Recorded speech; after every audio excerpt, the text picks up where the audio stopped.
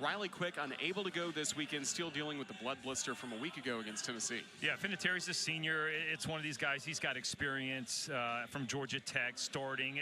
It's not that big of a situation for him. He's just going to grab the ball and do what he does. Change up is a real weapon, and he mixes that in with the fastball up to 90 miles an hour. The biggest thing is going to be is attacking the zone. And you see that 11 strikeouts, only 2 walks in his 10 innings. It's going to be, you start giving free passes to a team that wants to be aggressive. You know, that's what they're wanting. They're going to have a chance to steal some bags on you. Jason Walk, first batter to the plate against Aiden Vinatieri. Game 3 of the series between the Tide and the Sooners. And away we go.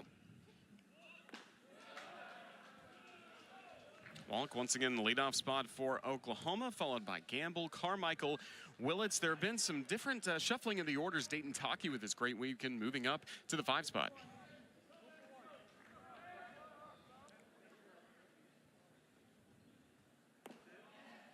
You know, the biggest thing, though, that Oklahoma wants to do is they want to get a lead early and then put a lot of pressure on the bases against the opposing pitcher, the opposing catcher. New catcher, Brady Neal's in the lineup for Alabama, so they might put a little pressure early on him. Vinatieri falling behind 3-0 on Jason Walk. It's been 1 for 9 this weekend at the top of the order for the Sooners.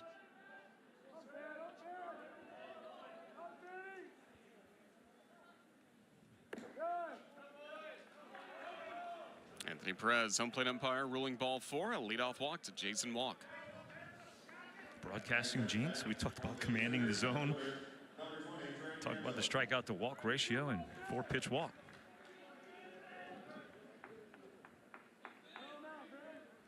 Vinatieri only his 2nd SEC appearance through 1 scoreless inning against Tennessee last weekend.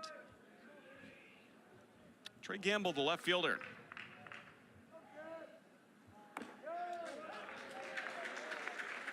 Moving up in the order to the 2 spot after starting in the 6th spot of the order on Friday. Productive weekend yesterday, kept getting on base against the Crimson Tide and had a clutch late sacrifice fly.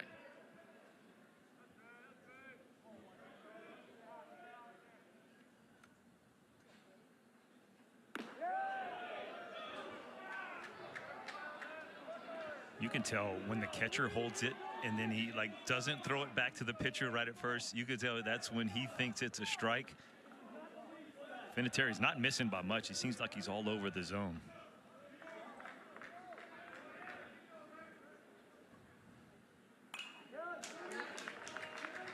Vinatieri now in front, 1-2 on Gamble.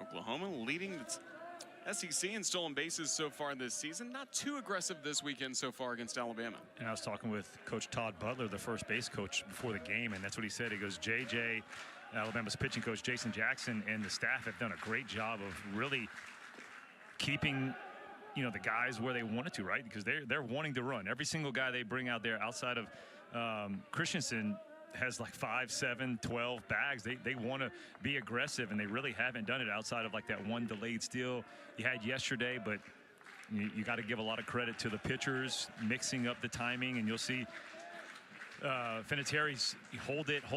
That's what base runners don't like. They don't like when the pitcher holds that ball. Check swing, no swing, according to Alex Ransom, third base umpire. He was behind the plate yesterday for game 2 of the series.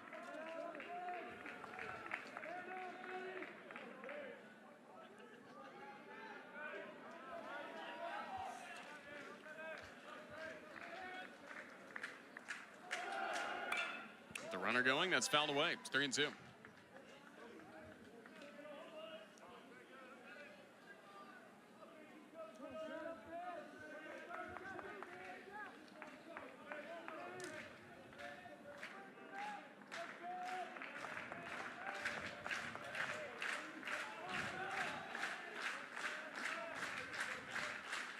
Payoff pitch. High ball 4. The Sooners getting the first 2 men on base with walks.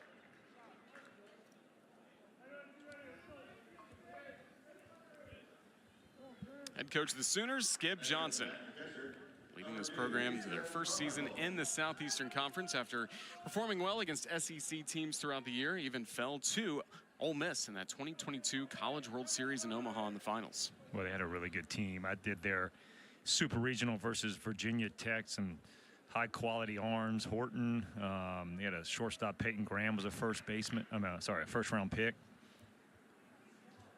A lot like this club, really athletic, and that's what you start to see. And defensively, all over the place, really athletic guys. Gamble being escorted back to the Oklahoma dugout by the training staff.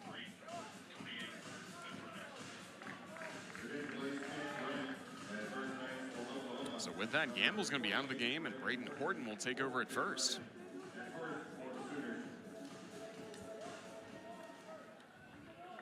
It's a key bat now out of the lineup for Oklahoma and Trey Gamble. Yeah, absolutely. It looked like he was, when he took the pitch on the ball before the walk, he didn't leave the box very quickly, so I didn't know what would happen. I just thought maybe he was just gathering himself.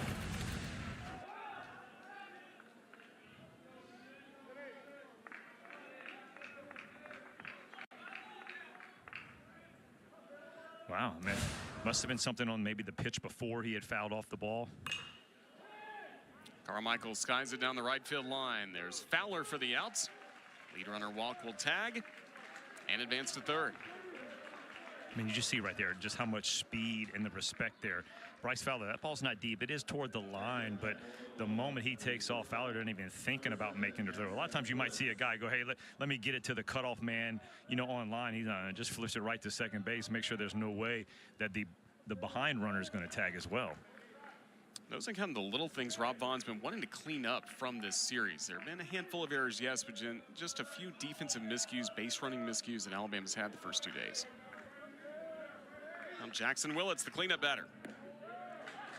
First pitch strike. Well, Roger, when you talk about those little bitty things, right, and it's a game where you got number 9 versus 12, and it's a very evenly matched team. And I think both these teams are pretty close when it comes down to it.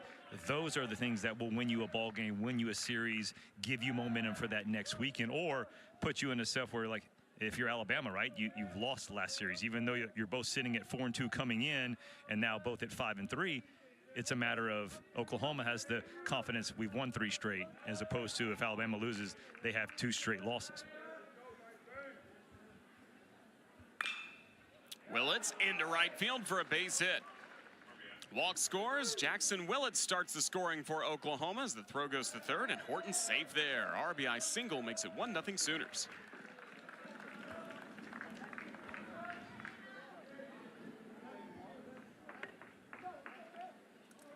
All about placement, Roger. If Will Hodos doesn't have a base runner on first base, makes that play, it's not a big deal. Oklahoma 10-0 when scoring in that first inning with a base runner, Horton, on first base. Big 4-hole. Jackson Willits rolls over, gets it in there, and a little first to third action. Jason Jackson, the pitching coach, associate head coach for the Crimson Tide, out to speak with Vinatieri, who has some starting experience, but in a lot of ways, this is a true bullpen game for Alabama to try and just piece together 9 innings on the mound. Yeah, the talk right now is that this game can't get out of hand this early. That's what you're trying to do. Hey, get you a ground ball. You just got the ground ball. It just happens to be in the 4-hole, gets to the into the outfield. You want Aiden Vinatieri just to continue to keep the approach of, hey, attack the zone, can't give the free passes, and then you're hoping that they hit it at somebody, turn a double play.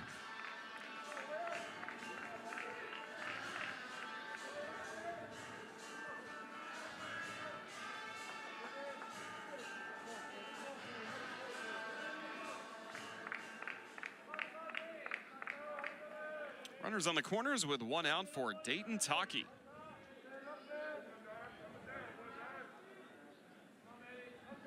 One of the key bats this weekend for Oklahoma, driving in 3 runs. Check at first base at Jackson Willits.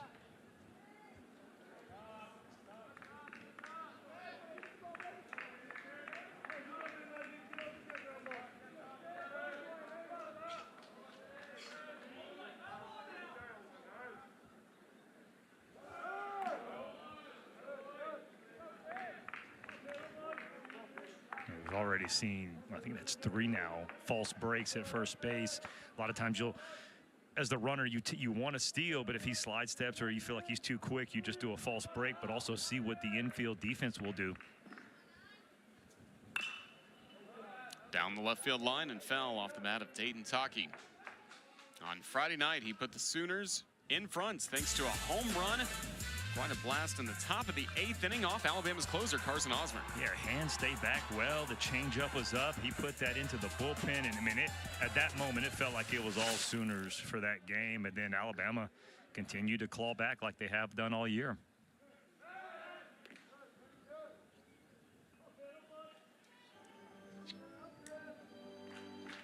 Taki followed up yesterday with an RBI single in the first inning that gave Oklahoma the early lead against Alabama starter Bobby Alcock. Willits already with an RBI single, making it 1-0 Oklahoma.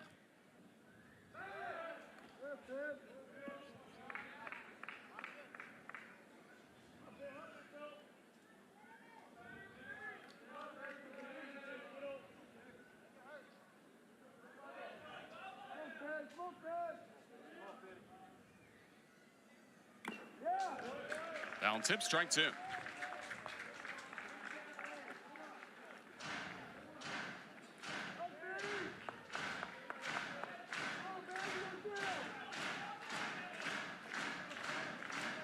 Taki's first year in Norman after transferring from Weatherford Community College, 9 homers a year ago. Last on Friday was his 4th.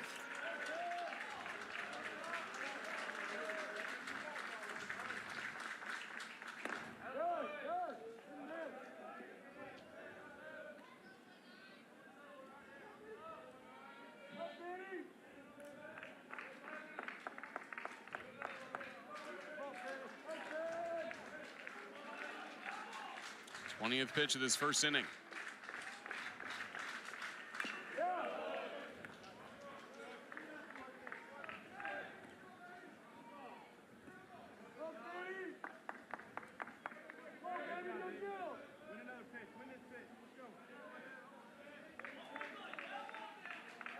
Balls compared to 9 strikes so far for Finateri.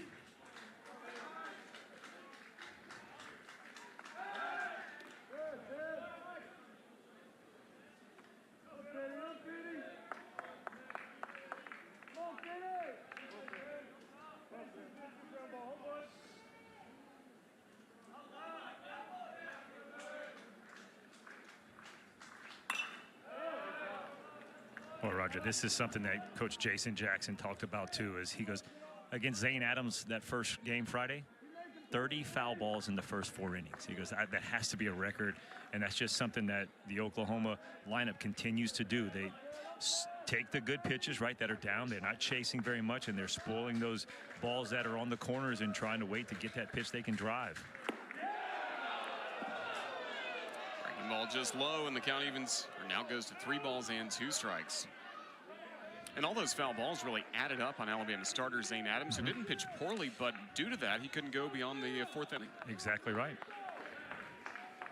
And made the Crimson Tide go to their bullpen earlier, and now today, pitching depth really being tested.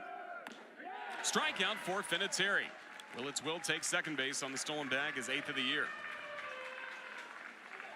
You know, Roger, that's probably you can count on one hand how many times they've really chased, and that ball's out of the zone, so uncharacteristic. But Finateri stays in there. He gets the fastball up, gets the strikeout. They do pick up the extra base. Jacksonville did take off.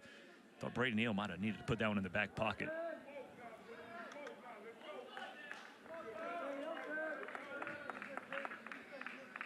Freshman Kyle Branch. First pitch fastball for a strike. Well, if you're Finateri, this is a big out right here. You get this out, get back in the dugout, especially the way it started with back-to-back leadoff walks, and you're going 1-0. I think you're going, I'll take that one. Yesterday, the Sooners had single runs in the first, second, and third inning. Bobby Alcock got stronger as that start went along. Fouled away down the right side. 0-2. Branch 2 for 9 this weekend.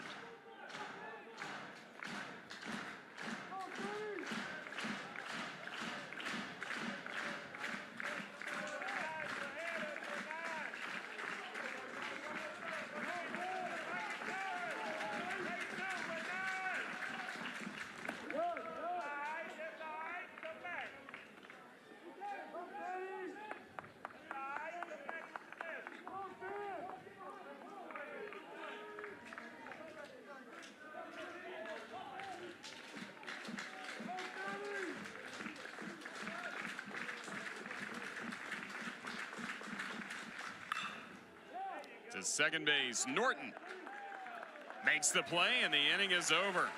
1 run for the Sooners in the top of the first, but Finateri limits the damage. Tied to the plate next. Second Witherspoon the Crimson Tide have faced this weekend. Kyson Witherspoon got the start on Friday night, and now it's his twin brother Malachi on the mound as he has made the transition from being a late inning reliever to now being a Sunday starter for OU this season. Yeah, that's the guy. I mean, it's twin brothers, twin stuff, right? They both have elite stuff. He might throw a little bit harder. Coach Skip Johnson said he's got the five-pitch mix. I can't spit out my words, Raj. But the high velo, as in Kyson has a little bit more carry on the fastball. Malachi right here is going to have a lot more movement. So you're going to see a lot more sinkers, maybe getting Alabama hitters to pound that ball into the ground. Here's the lineup for the Crimson Tide. Richie Bonamolo Jr. once again will be leading it off, but keep an eye on former Alabama leadoff hitter Bryce Fowler. He'd been scuffling in SEC play yesterday. He came alive with 3 critical hits for Alabama. Yeah, and I think it started on Friday night. Had 3 straight walks and had some really good at-bats. And sometimes it just takes a little positivity, getting on base, feeling what it feels like, feel like you're just being productive for a lineup. And then it came out right with him with 3 straight knocks, and especially that big one in the 9th inning.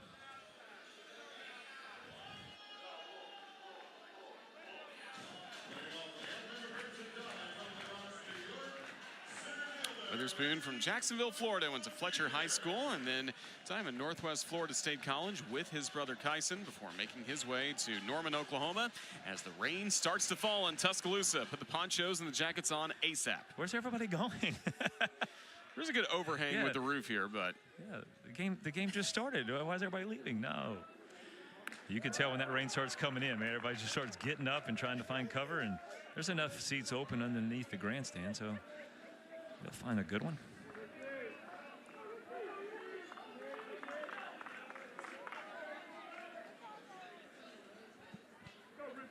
Bonamolo's only hit this weekend, his home run yesterday. Moving to that top spot of the Crimson Tide batting order.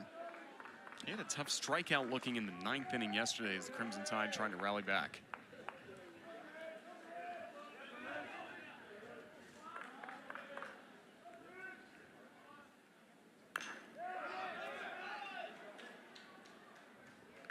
Easton Carmichael throws him out to begin this game for Alabama at the plate. Oh, Roger, that's exactly what he's wanting to do. I mean, it's a heavy sinking fastball. You're wanting those hitters to just chop that ball right into the dirt in front of home plate, get you some ground balls, make it easy on your defense. When you talk about identical twins, these guys look, I mean, obviously, I'm take out looks, right? I'm talking about mechanics, this kind of thing. They look so identical. They're both starters, but they pitch from the stretch, and so, but it's just so easy how the ball comes out of their hand, not 100% max effort. Justin LeBron hit by a pitch. He was taking his bumps this weekend, hurt his left wrist late in the ball game on Friday night. Now Sean Stryker out to visit with LeBron.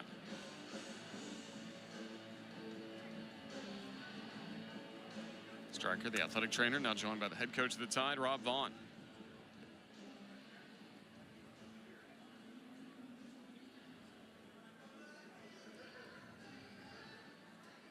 Well, his last 2 at-bats yesterday, the success was on the inside part of the plate. You know, 5 straight pitches on the inside part of the plate that he had swung and missed at. And so that's going to be the book of him. And you see Malachi Witherspoon trying to go in there, and that ball's just running. You see the 2-seam right above his pad. Boy, that's off the tricep, and it probably gave him just not, you know, got all numb on there. He couldn't even feel it, and it takes a little bit to that feeling come back in it.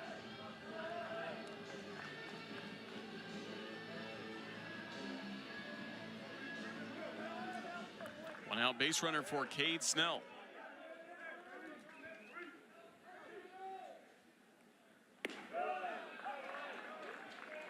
Snell, the left fielder, hitting .429 for Alabama.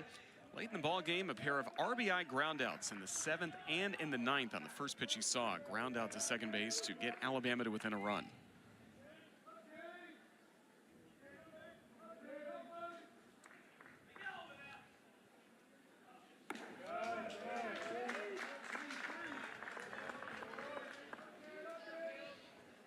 even really a slow start. 314 to begin the year in non-conference play, but he has turned it on ever since, hitting nearly 500 last 19 games. Yeah, when you're sitting at 429 on the season, and we're almost at the halfway point, you got to feel good about it. It doesn't matter start, finish. You're just hitting the ball and you're seeing it well.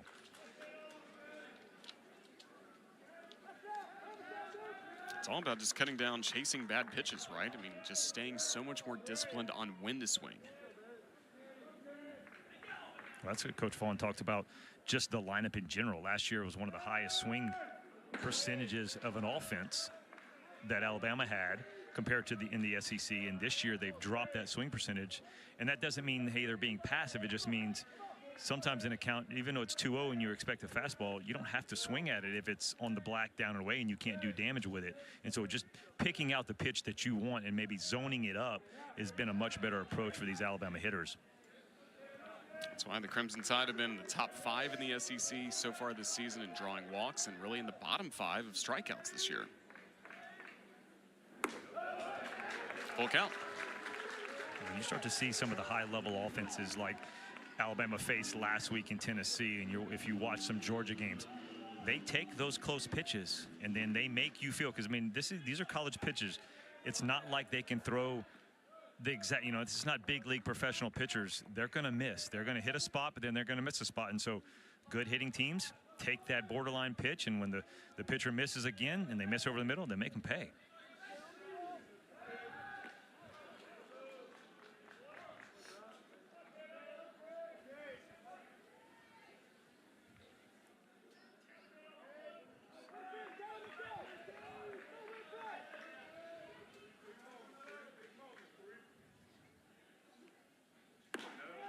Ball 4. 2 on with 1 out for Alabama.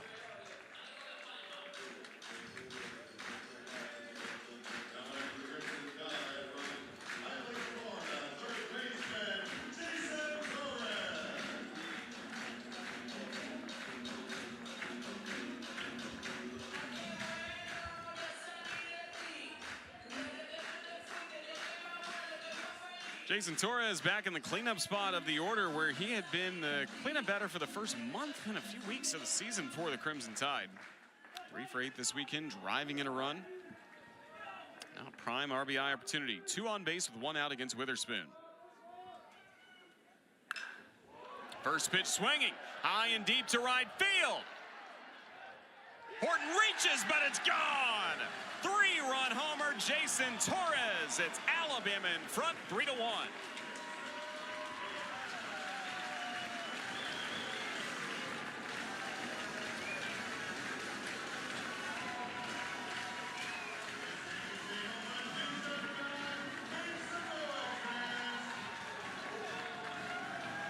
Roger, I think you can thank the Mother Nature, right? As the rain stops a little bit, that ball might have been knocked down, but 97 coming in, 101 coming out. Jason Torres puts Alabama on the board, 3-1. That's how you answer back for the home team. Give up that single run, you put up a crooked number. He says, I feel good in that 4-hole. Put me back in there. I'll drive in some runs. He's earned some more playing time already. Here's Will Hodo. 3-1 Crimson Tide advantage. It's almost like Malachi Witherspoon was trying to feel it out a little bit. Last 2 pitches, 97, 98.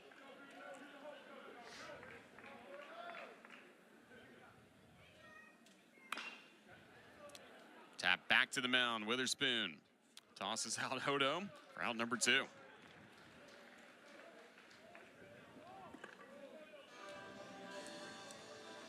Classic 90-mile-an-hour changeup.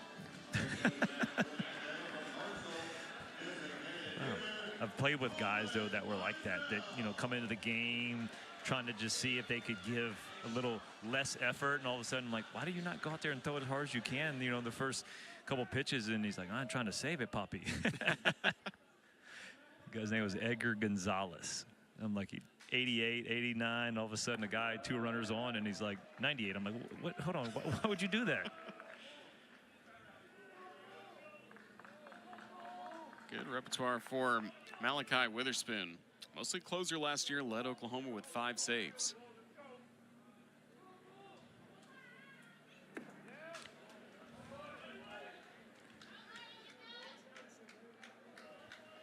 Coleman Mizell 0 for 3, had 3 strikeouts on Friday for the Crimson Tide. Came off the bench yesterday, drew a key walk.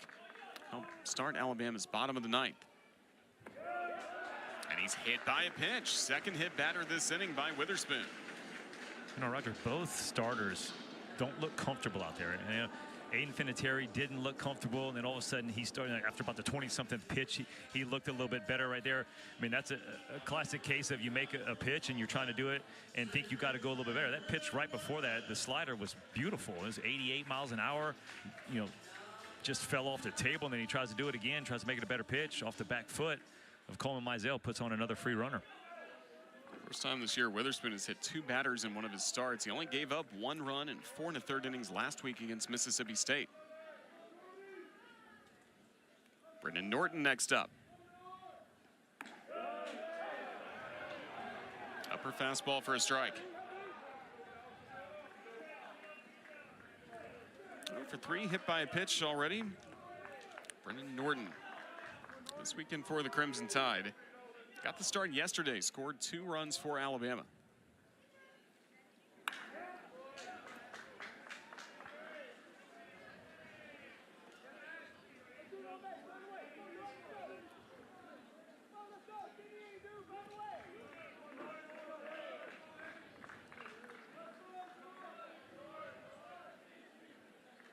Baseball given to Witherspoon. Where's he most dangerous with a count 0-2? What's that go-to strikeout pitch? It's going to be the slider down and away. Like he tried to go to Mizell into the lefty, but man, it's a beautiful pitch to the right-handed hitters because the fastball looks like it comes back, and so you're anticipating that as a right-handed hitter, and then all of a sudden it darts the other way. Or four-seam on the black, just like that one at 97. Strikeout closes out the inning, but the big boom of the inning, thanks to Alabama's Jason Torres, a 3-run homer, putting the Tide in front. Now, home run number 8 for Jason Torres, the cleanup hitter, newly promoted, makes him pay. The first inning between these teams, Oklahoma and Alabama, it's 3-1 Crimson Tide over the Sooners as we start the top of the 2nd. You kind of look at that box score, right? You see 3-1 and only 2 total hits. We've seen some free passes from both starting pitchers. 2 walks from Aiden Vinatieri. Began last inning, limited the damage to only 1 run for Oklahoma. Now Sam Christensen will try and get it going as he bats 7th in the order. Bottom 3rd of the order due up for Oklahoma here in the 2nd.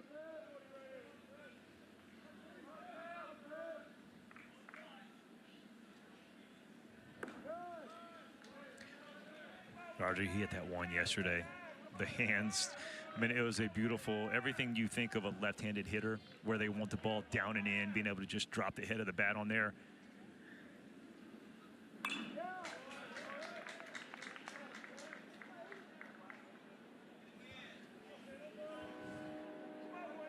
Three for 8 with that home run, driving in 3 runs for Oklahoma this weekend. Sam Christensen.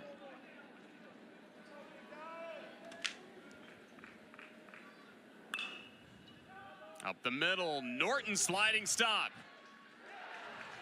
Christensen beats it out, but great effort by Alabama's second baseman, Brennan Norton.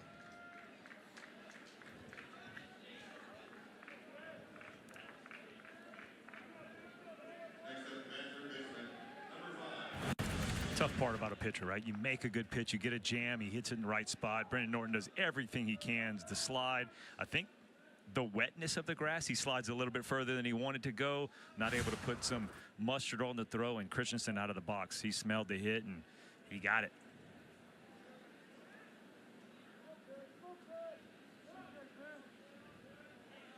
A few more raindrops returned in Tuscaloosa as Dawson Willis steps in. Fastball for a strike.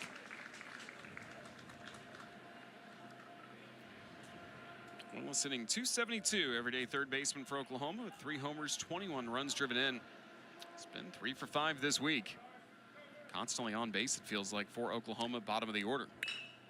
Back up the middle to Vinatieri. Crimson Tide will get the out at second base as Vinatieri makes a nice play on the mound. Shocked himself. Look at the smile on his face. That is awesome.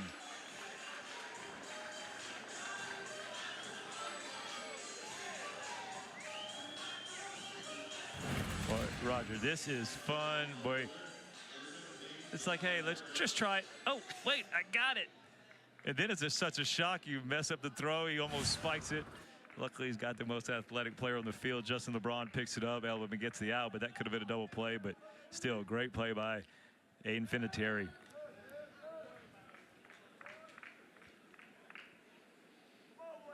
Willis aboard at first base. He is the most dangerous Sooner on the base paths, leading the way with 12 stolen bases this season.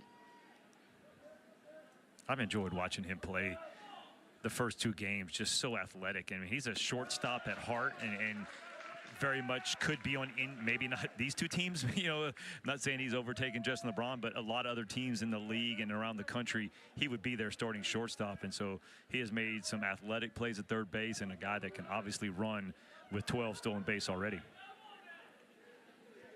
Son Harris, who started the game in right field, never got to play there defensively with Horton coming in for Trey Gamble. Harris now playing in left field, hitting .300 this year.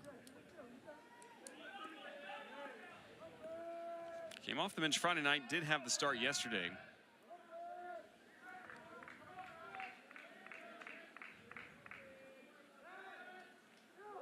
Crimson Tide will keep checking on Willis at first.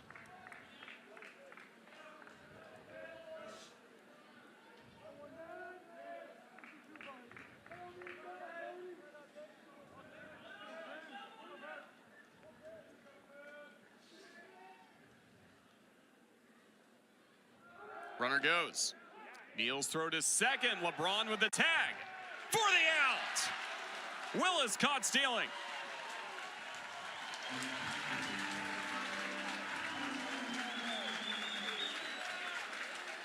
Roger, that's the one thing that when you talk to Alabama's coaching staff, they rave about Brady Neal behind the plate, right? He's struggling a little bit at the plate. Not a bad jump by Willis, but a phenomenal throw and a great pickup by Justin LeBron. Look at that ball. Snow cone in the glove, and he holds on to it as he's taken out. On the 0-2 with 2 strikes, Chip fell. Alabama strike away from getting out of this inning. Great plays defensively by the Tide.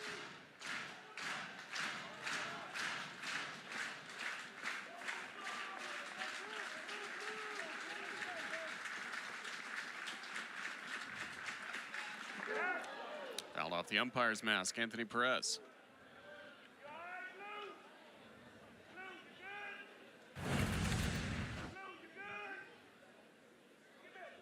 I always hear these stories of that feels like a horse kicks you in the face with the mask, because you're just sitting there and you're like, all right, I'm watching the ball. This is going to be is it a ball or a strike? And all of a sudden it's a foul ball off your face.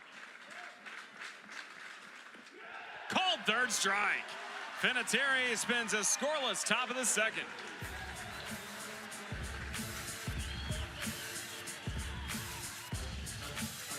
Play going to the bottom of the second, the Oklahoma Sooners and the Alabama Crimson Tide.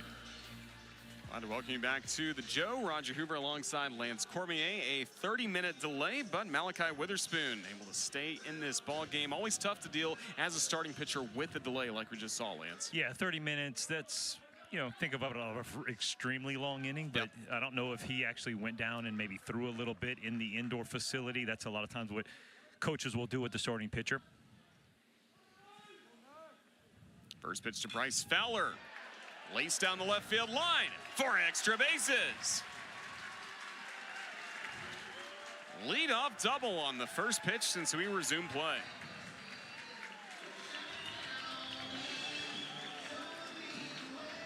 How about Bryce Fowler? Last 4 ABs, 4 straight hits. I like being able to jump on that first pitch fastball. Like you can expect after a 30-minute delay, you're going to get a first pitch fastball. Love the aggressiveness by Bryce Fowler.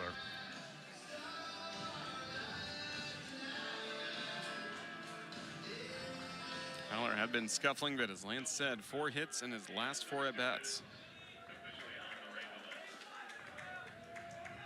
Brady Neal, first start for him this weekend for the Crimson Tide after Will Plattner caught the first 2 games. Oklahoma keeping an eye on Fowler at second base with his great speed. Well, he's already made his presence felt in the game with the caught stealing of Willis.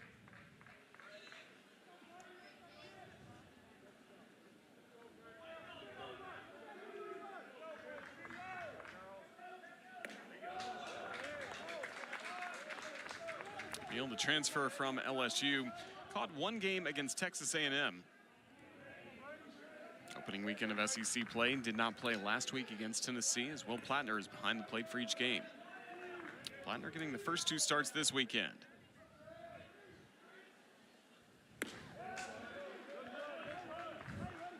Well, 94, little cut.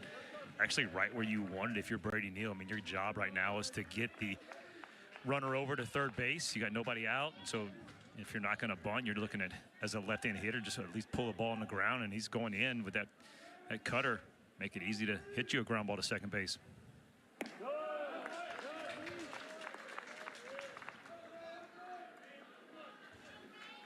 Witherspoon hit 2 batters, had a walk in the last inning, also gave up a 3-run homer to Jason Torres. Leadoff double starts the Alabama second after a 32-minute rain delay.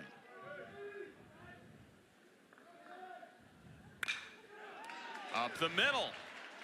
Fowler will get to third. Infield single, Brady Neal.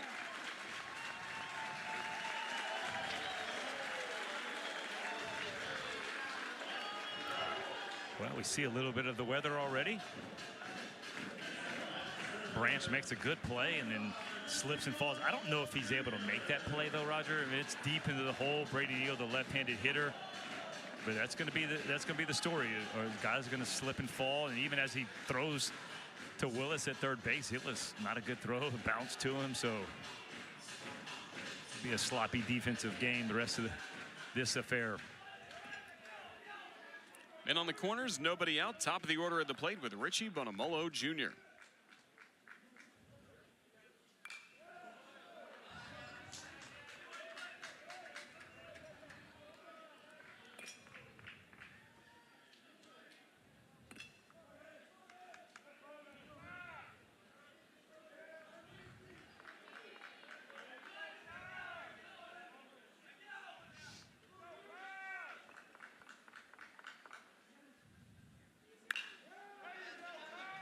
Jackson Willits on to second for 1. Branch to first for the double play. Fowler scores to make it 4-1 Alabama. Back in the first inning, it was Jackson Willits that put the Sooners in front on an RBI single against Aiden Vinatieri. But then the big blast by Jason Torres, 3-run homer, made it 3-1 Crimson Tide. Now Alabama just adds to the lead. Even if Bonamolo hits into the double play, no one on base for the nation's top run producer this season, Justin LeBron.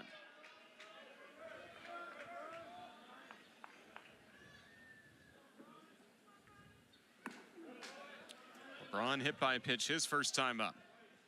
4 for 9 this weekend against Oklahoma.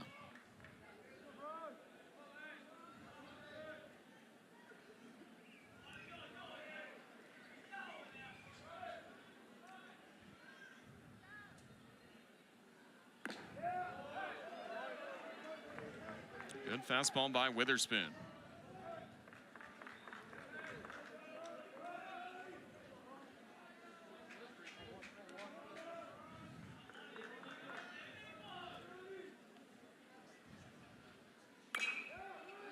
Softly chopped left side. Out of the glove of Willis. LeBron's aboard. Third hit this inning for the Crimson Tide. Another frustrating part about being a sinker ball pitcher, you got hits like this, right? You mentioned 3 hits outside of the Fowler one, just a kind of a bloop down the third base line. Then the rest, you got a little infield single up the middle and then another infield single as well. But Alabama taking advantage of the wet grass and some good speed. Cade Snell drew a walk first time up.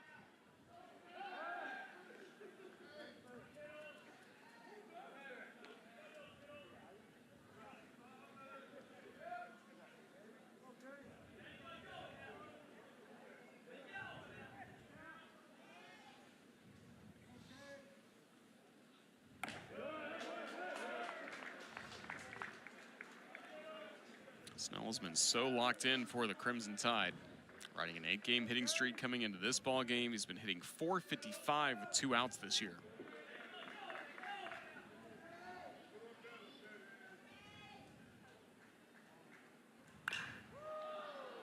Skies and high to left field. Harris is there to close out the inning. But the Crimson Tide add a run in this second inning, and as we move to the third, it's 4-1 Alabama. All off to great 8-1 starts. Razorbacks try to join them later on. Alabama's next opponent will be the Auburn Tigers, off to a 4-5 start. That'll be a very entertaining 3-game series coming up next weekend down on the Plains. Yeah, I think when you look at a lot of those standings and records, you got to go, who did they play, right? Because you got a team like Florida who has played Ole Miss, who's up in the top, Tennessee, who's up in the top, as well as Georgia. I'm going like, we don't really know exactly if we're good or if we're even that bad. So same thing about Auburn. They just went to Georgia and ran into a buzzsaw. That Georgia lineup is unbelievable right now. Jason Walk leading off the third inning for the Sooners against Aiden Finateri, who just worked a scoreless second inning, but like Malachi Witherspoon, he had to wait a long delay to get back to the mound thanks to the 32-minute rain delay. And then Alabama's work at the plate in the bottom of the second.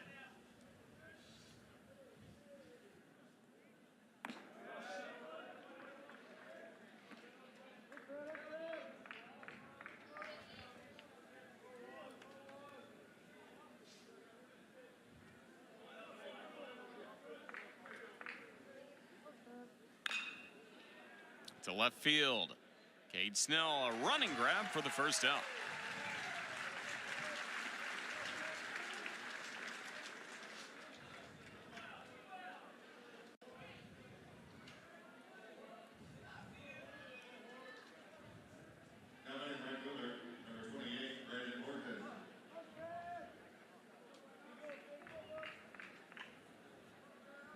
Braden Horton's first at bat, he took over for Trey Gamble. Drew a walk, but looked uncomfortable during that at bat. Ultimately could not stay in the game to run at first base, and now Horton getting his first at bat for the Sooners.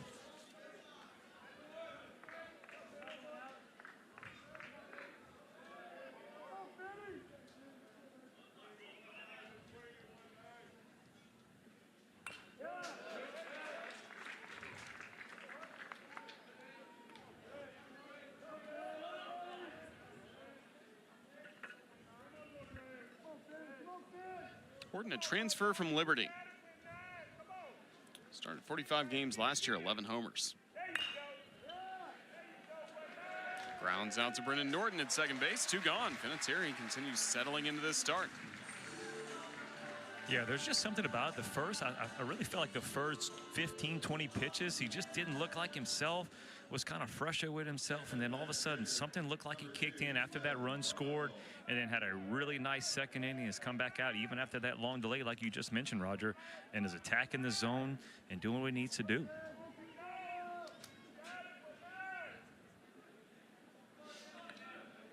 Two away for Easton Carmichael.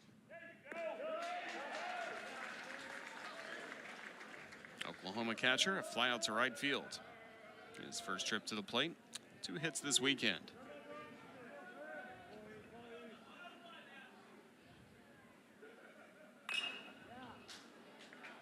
High and deep down the right field line, then a slice foul out of play.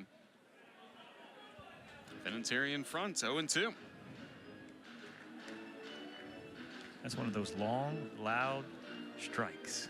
Hitter feels good about himself. Pitcher, you're like, all right, I'll give up a foul home run because that ball was crushed opposite field.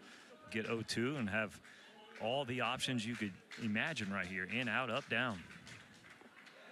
Went down. Catcher wanted in, though. He was sliding in.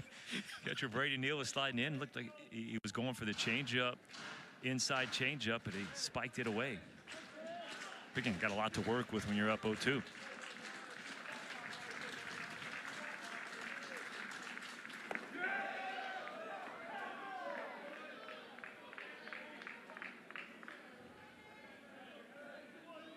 This is where the Sooners have been so good with 2 strikes, fouling away pitches, extending at bats all throughout the weekend, going back to Friday's start for Zane Adams against Oklahoma.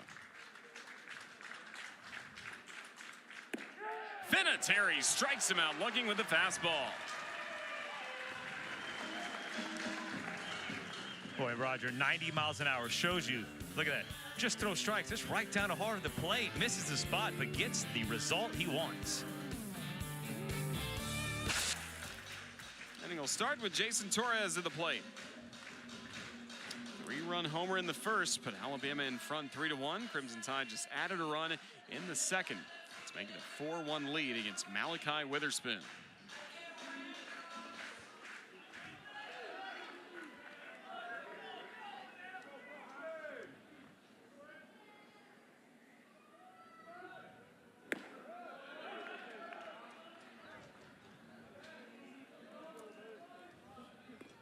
Torres picking up that home run for the Crimson Tide.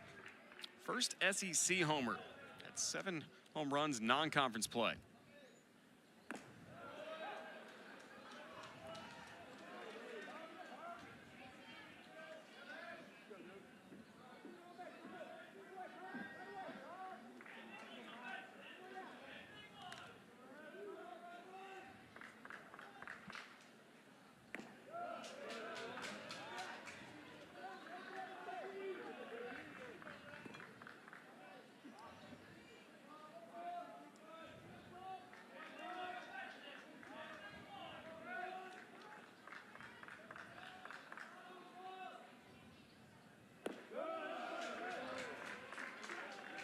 Evens 2-2 on Torres. Walk and a strikeout for Witherspoon today has also hit 2 batters.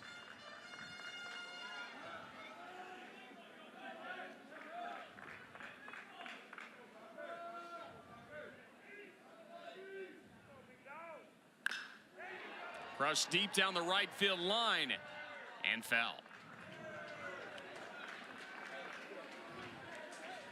Earlier, it was straightened out by Jason Torres to the right field Rangers in right field. Very similar. The pitch is trying to go in. Witherspoon doesn't get either pitch in, and that's why Torres is able to put the barrel on it. He was able to keep this one fair and the 3-run home run, but that's been his struggle. He's trying to go in the fastball with the run. If he's able to get it in, he's all over the Alabama hitter's hands, but he's not being able to get that in. You saw one against LeBron, tried to go in, went middle. Justin LeBron doesn't swing, but this one right here, to me, like when you're looking now, it's lighter. Taps a breaking ball to shortstop. Jackson Willits makes the play. Seeing 2 of the better shortstops in SEC this weekend, and Justin LeBron and Jackson Willits. You know, a lot of times it doesn't matter the stuff, right? You obviously would love to throw harder than anything, and you want that kind of stuff, but it's all about movement and placement and getting the pitches you want. And even at 96, if he's not throwing that fastball where he wants to, guys are still getting the barrel to it. And it's the opposite when you look at Aiden Vinatieri throwing 88 to 90, and he's getting outs because the placement is there. The command of the strike zone is even better.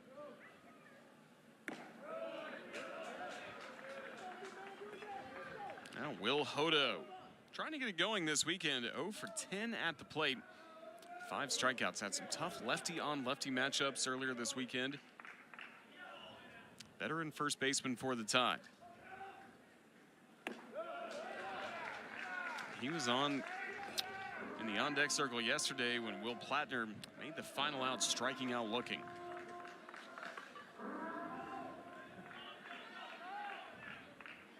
To another count.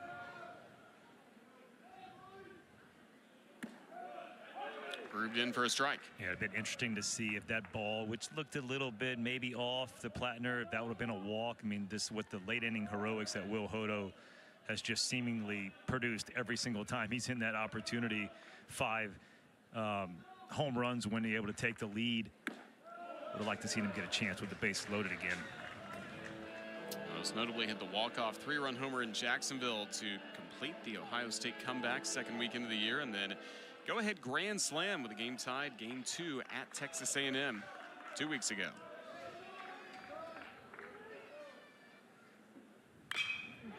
Hodo sends a deep drive to left. This is well back and gone.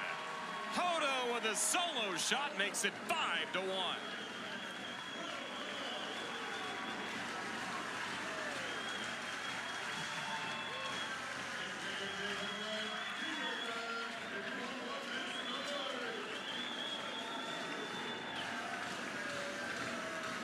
Roger, this is exactly what you think about a hitter, right? Put yourself in an advantage count. You got a guy throwing hard, so right, he's providing the velocity. 104 off the bat.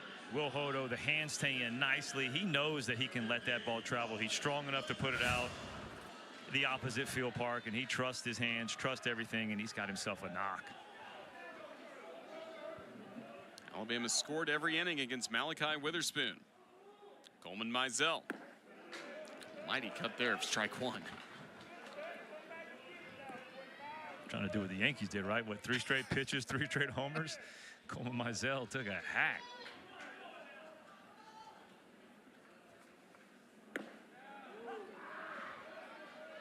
You've watched a lot of baseball. Have you seen anything like that? What the Yankees did yesterday? 9 home runs, 8 in the first 4 innings. And everyone's talking conspiracy theories about their new bats that are torpedo bats. Yeah, a little more round in the middle near the barrel.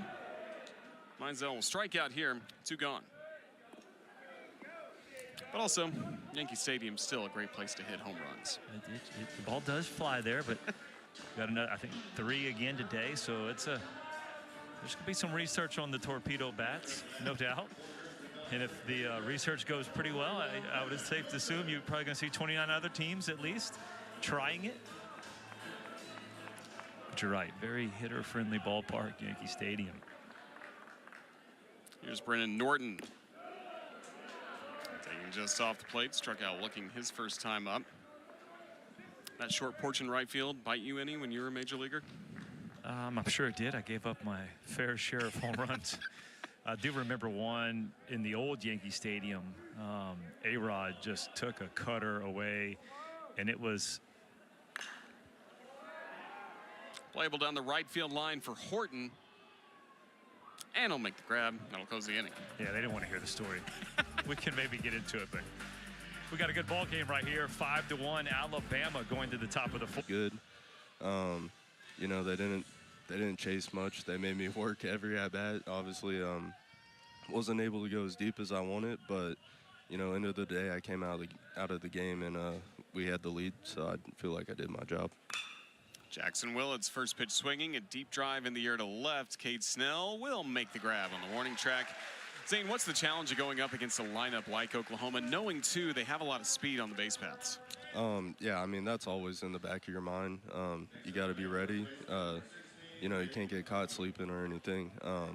But yeah, I mean, the biggest thing is just every at bat's a tough at bat with them.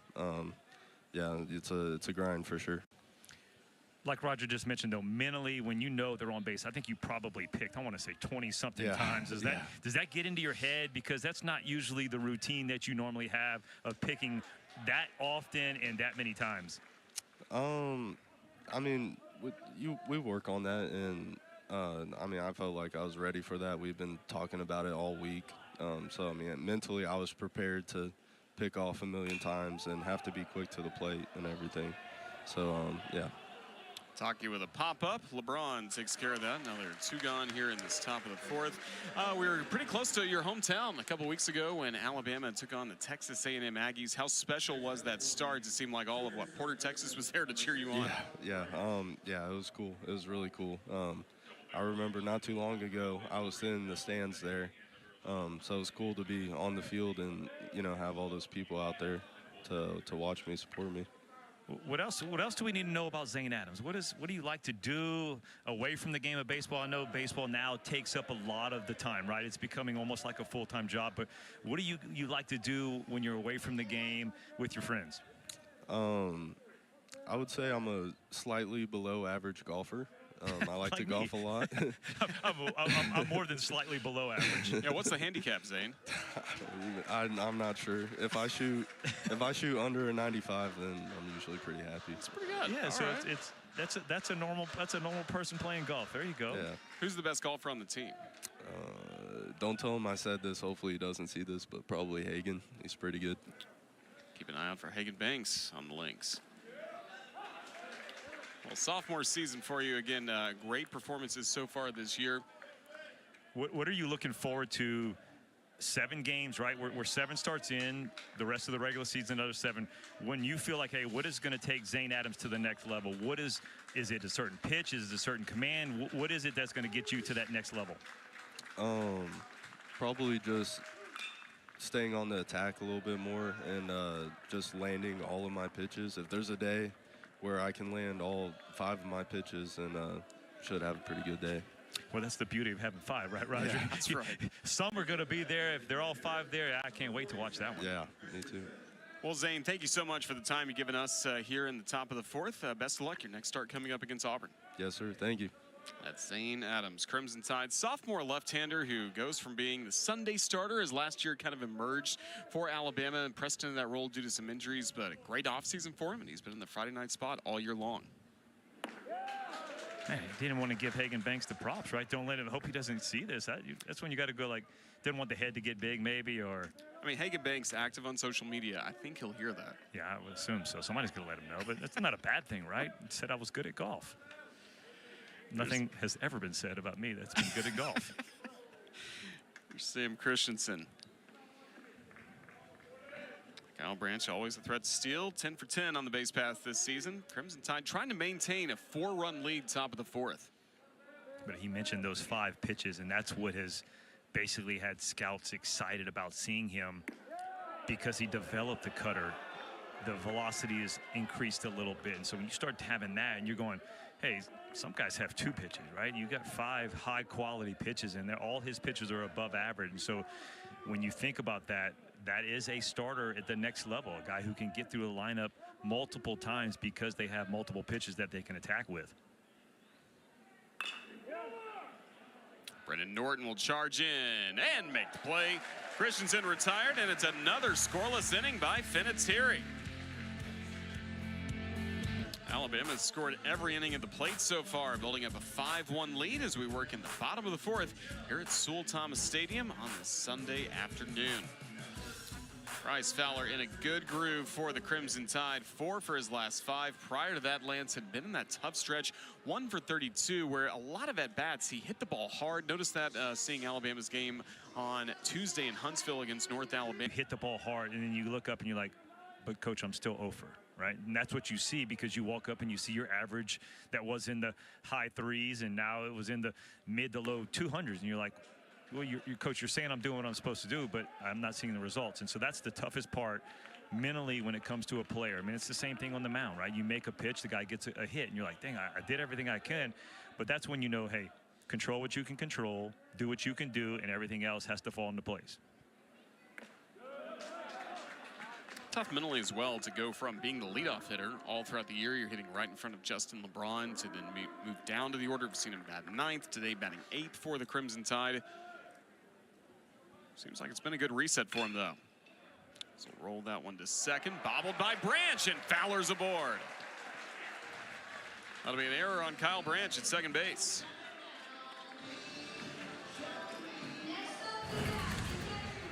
Yeah, I know this is an 0 for 1, right, as you're at bat, but it's still like you're still going positive, right? You're still affecting the team now. Like, and that's just what happens. And you're in that 1 for 32 slump. That's an easy play. Boom, you're out. You're going to go sit back down. But now you're active on the base pass. He's a guy that can run. And so things just start to happen. And that's why you got to be able to ride the ups and downs of a game. And that's why only the mentally tough can stay in this game longer. Runner aboard for Brady Neal. First pitch swinging, a line drive to center. Neal and Fowler keep getting it done, bottom of the order. Yeah, how about Brady Neal again, another guy that had been slumping a little bit. The average was under 200. Back-to-back knocks for Neal. All smiles with Mike Morrison, the first base coach. And his was a ground ball up the middle. That was an infield hit, right? Just something positive can get you out of that slump.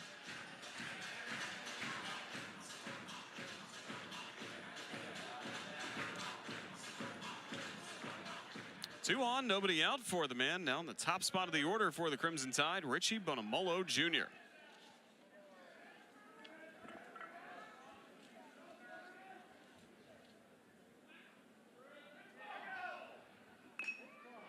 Lays down the bunt on the grass, third base side. No play at any base.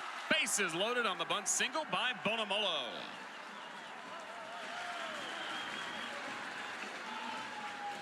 This is a beauty. He shows, he squares, he knows he's bunting. Give yourself up. But when you're this good of a punter, a sack turns into a knock. Richie Bonamolo Jr. out of the box again. He's just taking a peek, seeing what it looks like, knowing this ain't a play.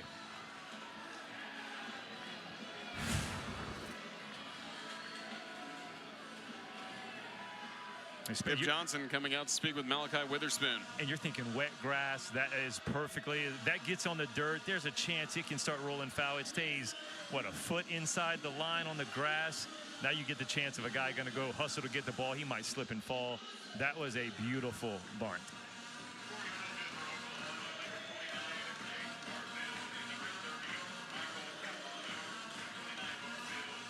Bullpen activity has started for the Sooners with Witherspoon getting in some trouble. Bases loaded. Here is Jaden Barfield, the left-hander. Michael Catalano, the right-hander, getting loose. And top 5 in homers all throughout the year as well.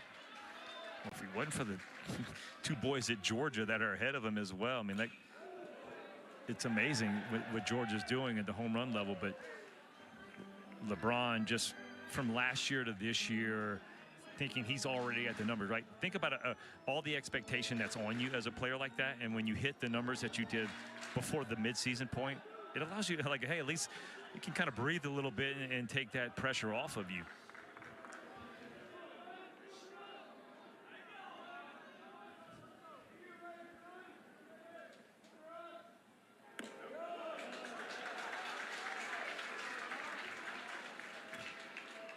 Homers, 37 RBI through a full season, 57 games. Everyday shortstop last year. Tremendous freshman All-America campaign. Look at what he's done as a sophomore. I mean, just look at those power numbers. 25 home runs in his career already. And this was a guy that when he came in, they knew he was going to be a good player. But the first thing that was talked about Justin LeBron was, man, you got to see him play defense. This is it. This is this. You know, the arm, just the glove, how slick he is. When you see 25 home runs already in this young career, that's a special player. Tide coaching staffs loved his approach to the plate, loved his work in the weight room as well. Missed just inside 2-2. Brett Price, strength and conditioning coach, deserves a lot of credit for LeBron getting stronger in the offseason, but his approach has been rock solid all throughout this sophomore campaign.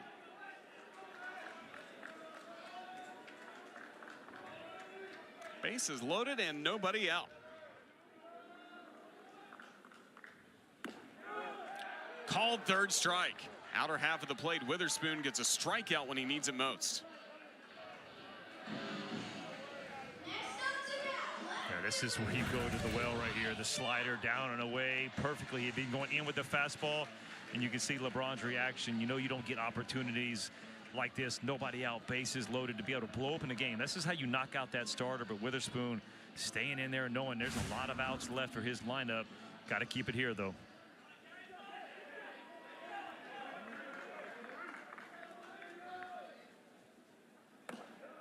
Got to keep it going against Cade Snell. A walk and a fly out to left field for Cade Snell, captain of this team.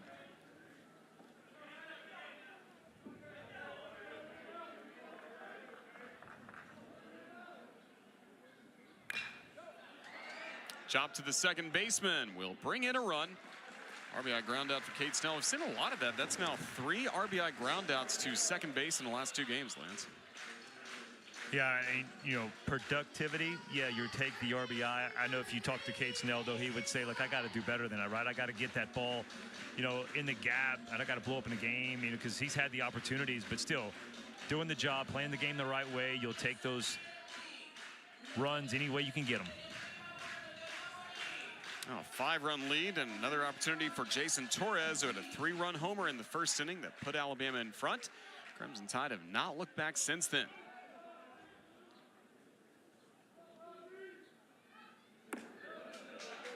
I think one of the best things you can say about the Crimson Tide offense is just its consistent and constant production, right? And it's always putting pressure on the opposing team and scoring runs every inning. That's obviously your ultimate goal.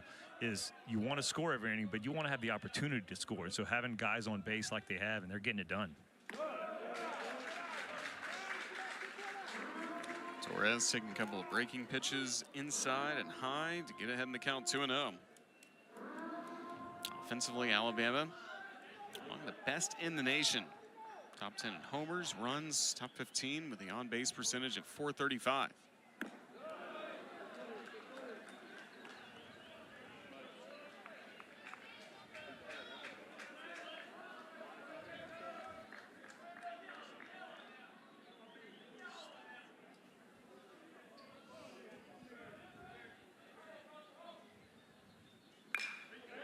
Line drive to right field. Horton can't get to it. 2-run score. Alabama keeps pouring it on at 8-1.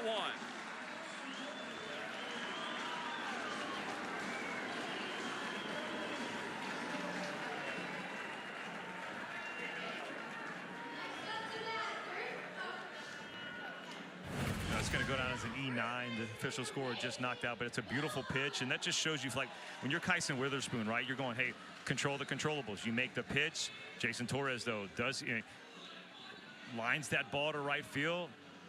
What they always say in Little League, right? Put the ball in place, good things will happen. Exactly what happens, and we see another slip and fall with that wet grass. Horton started the game on the bench, took over for Gamble. Hassan Harris was the starting right fielder. They moved him to left, and Horton took that spot in right field.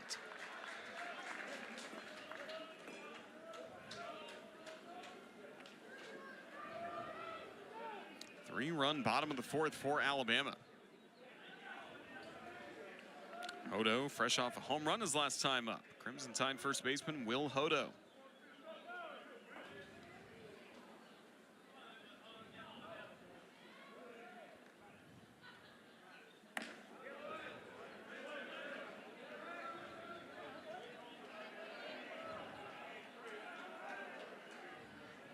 Eighth homer of the year for Hodo. Had 11 last year for the Crimson Tide.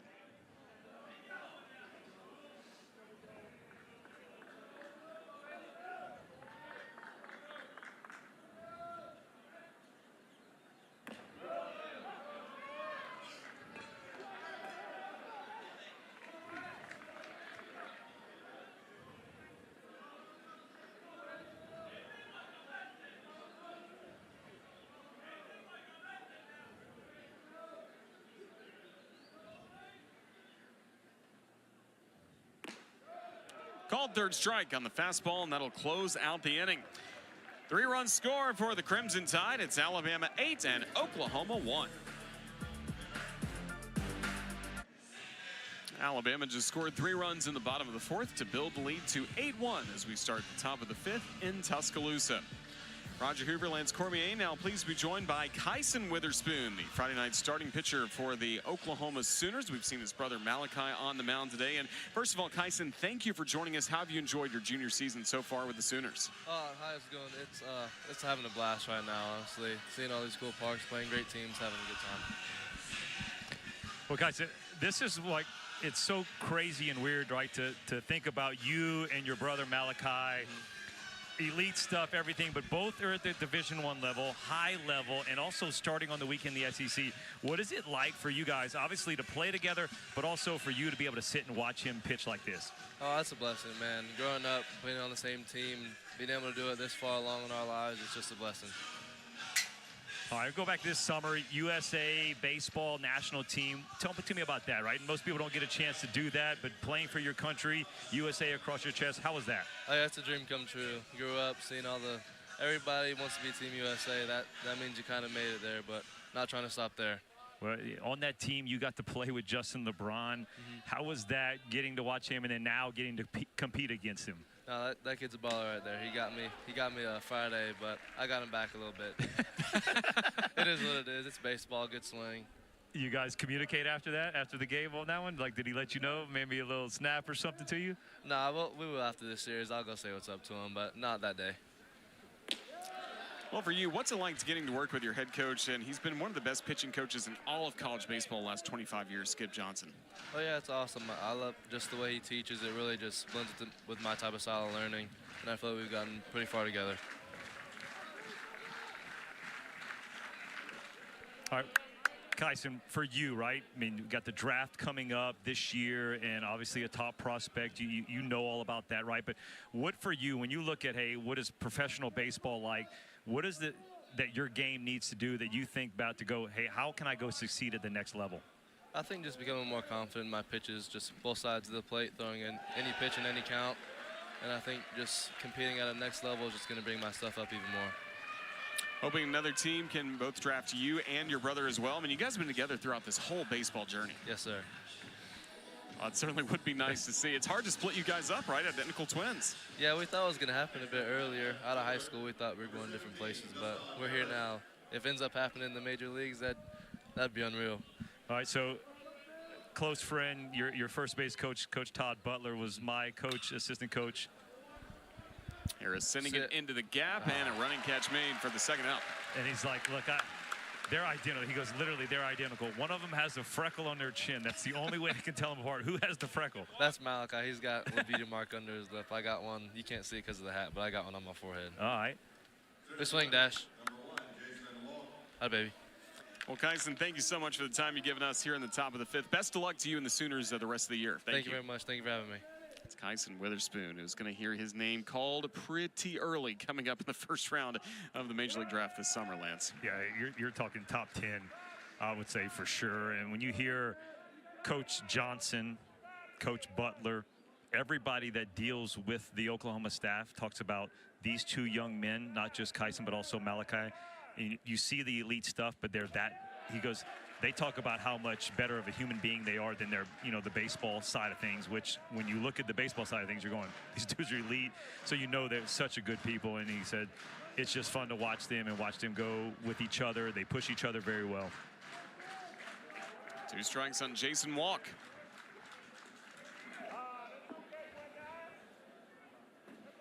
Vinatieri, who's started this game back-to-back walks, allowed a run in the first inning.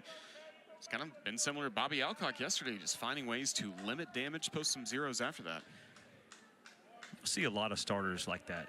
It's almost like if you're going to get to certain starting pitchers, you better get to them early. And that just comes down to be Vinatieri's, bounce from the bullpen to the starting pitching. So maybe he just didn't get as warm as he thought he needed to, but you'll start to learn. Cade Snell and Bonamolo go all out trying to make that catch, but it's extra bases for Jason Walk, and he's getting the wave around third. He will score. Inside the park homer by Jason Walk. We'll step aside for a minute, then return to Tuscaloosa. While we were away, Richie Bonamolo Jr. able to get up on his own 2 feet, talking with athletic trainer Sean Stryker, the team doctor, Dr. Jeff Lobenthal, and Coach Vaughn. Scary moment here on that inside park home run when Bonamolo collided with Cade Snell just on the warning track in left center. You start seeing him shaking his legs. They were feeling the legs, and so, yeah, it gets scary when you're not having feeling in certain extremities.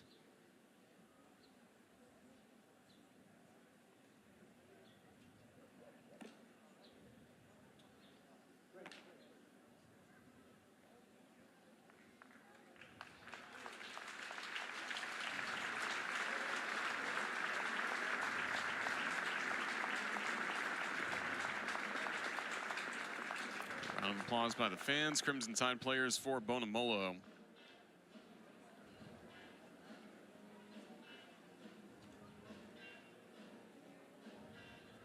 Here's he will be done for the day for the Crimson Tide.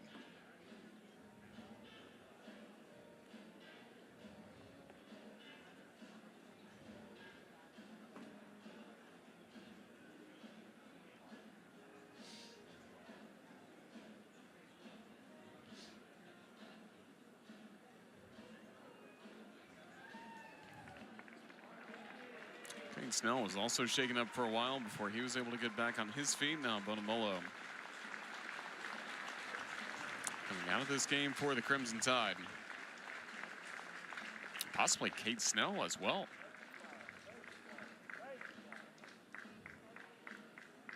Yeah, I'm watching right now, right in front of Bama's dugout. Brady Neal just took his gear off. You see Will Plattner putting his on.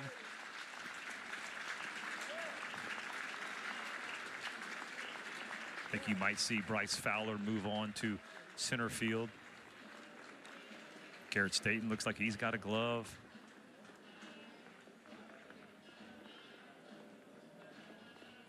Hope for all the best for Cade Snell and Richie Bonamolo Jr. after that collision.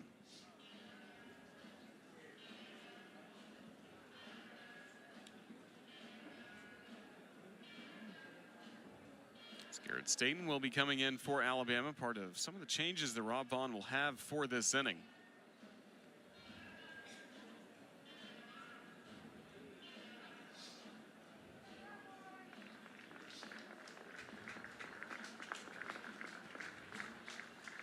Brady Neal joins the conversation, who had started this game behind the plate.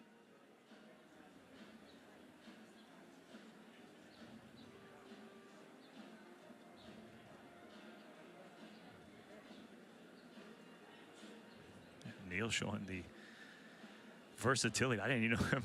I wonder if that's even his glove. Does he? I didn't know he played another position.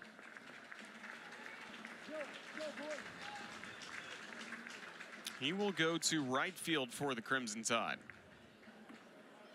Garrett Staten will take over in left. Will Plattner will be the new catcher. He started the first 2 games of the series, been the primary catcher in SEC play for Alabama.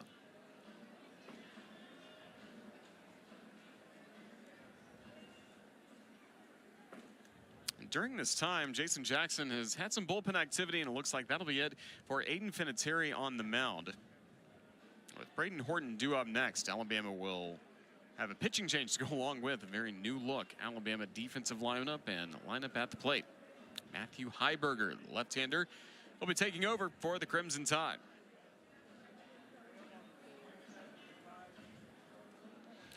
A 8-2 score, Crimson Tide leading in Tuscaloosa.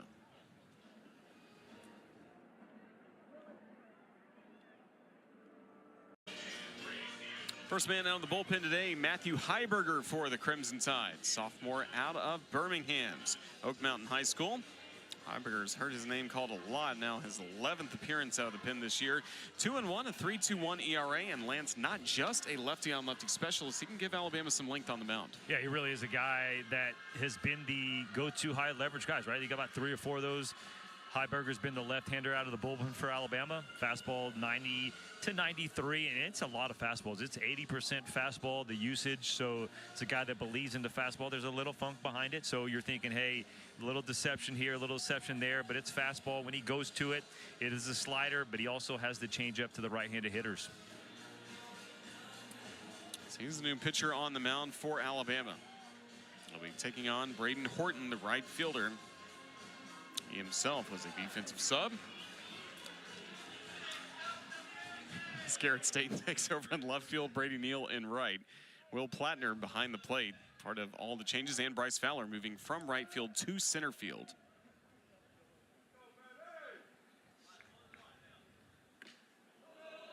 And the first pitch without the BGs, inside for a ball. Yeah, the operations department really was loving the song. Went through a whole pitch and almost the second pitch, and still with the music rolling. Disco is alive. You know, a lot of times you'll see the umpire look back. You had LeBron waving his arms, second base umpire David Savage was, I mean, everybody was looking around like, hey guys, what's going on here? Staying alive.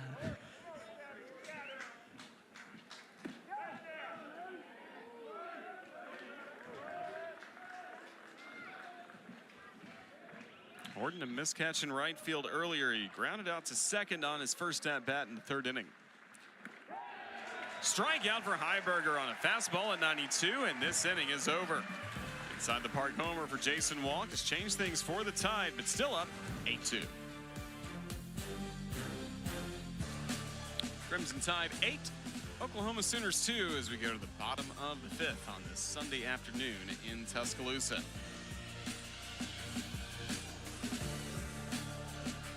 Still Malachi Witherspoon on the mound. He's hoping to join a very exclusive list. His brother's certainly in line, Kyson Witherspoon, to become a first-round pitcher that has been tutored by Skip Johnson. Very notably, Clayton Kershaw leads the list. I also called a few of Taylor Youngman's starts when he was in college. Dominant. Yeah, Kate Norton was one of the guys that is a football player for OU that Coach Johnson got a hold of him, and then he was on that team that went to the College World Series finals. But talking with Coach Johnson, there's other names on there that call him. Homer Bailey, remember that guy, Cincinnati Reds, right? He was first round and everything. Said he called him in the middle of a game. He's like, what are you doing? It's the 5th inning. Why are you calling me? He goes, Coach, the catcher, he goes, get off the phone. Don't ever call me during the game again. Go do this, and we'll talk later. But you talk about ultimate respect from these guys. They call him to get that kind of knowledge, right? And he says, so he goes, I got to sit, after these games, I got to go home and I got to watch some of these guys starts because they're going to call me and they're going to expect me to have some kind of information to tell them. So he still stays in touch with a lot of those guys that he's coached before in the past, and very instrumental in not only their success to get where they're at, but also to stay where they're at. Shot foul by Mizell, 1 and 2. So a lot of that would be, yes, they'll send some video. He'll take a look and see what they're doing. Is a lot of it just mindset or more mechanics? Well, both, right? He's the guy that does that. And you can see with Kershaw, he talked about that, of just working with him and keeping certain things mechanically, right? Because some guys it is mechanical, some guys it is mental. And that's the whole part. And the best coaches know when to go where. And that's the whole part. Sometimes guys will go mechanical when it's really not a mechanical thing. It's all in the guy's mentality or confidence. Witherspoon, who's, of course, given up 8 runs today, strikes out Mizell. That's got to be such a huge selling point for Coach Johnson in recruiting. Look at who I've talked to. Look who I'm still talking to that's performing well at the major league level. Oh, but he'll downplay it. He won't let you talk about it. He'll downplay it. So no, because bring up a hunting story. Right. Yeah. You talk about pitching gurus, stuff like that, and he's like, no. I've worked with good players, and that's what the coaches do, right? Deflect off of them and put it onto their players. Brennan Norton 0 for 2 so far in this ball game.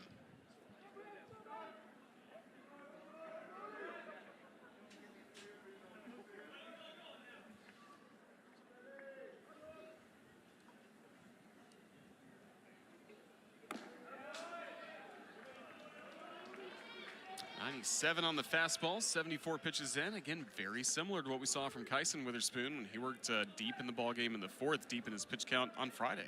I just love the fact when you watch both of them, it's like you can't tell when you watch them pitch how it's going, whatever it is.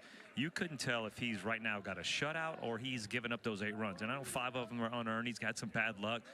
But that's what you would want as a coach. I want to walk into the stadium. I was always taught, look, a fan walks in the 4th inning, he shouldn't be able to tell who's winning if he's watching you, because that's just how you're supposed to play. So he's not riding that emotional roller coaster.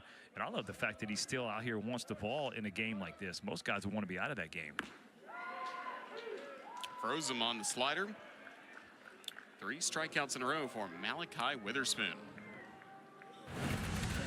And a lot of times these good coaches know exactly what to do, right? Keep him out there. And you just mentioned, Roger, being able to get on a roll, 3 straight strikeouts, because this allows, if he finishes off this inning and maybe they switch whatever, you leave the outing on a positive note. And that's the mentality that it takes. We've talked about that with Bryce Fowler, just doing something positive as a hitter, trying to feel that out, right? Well, how that's affected him. And look, he still continued to produce.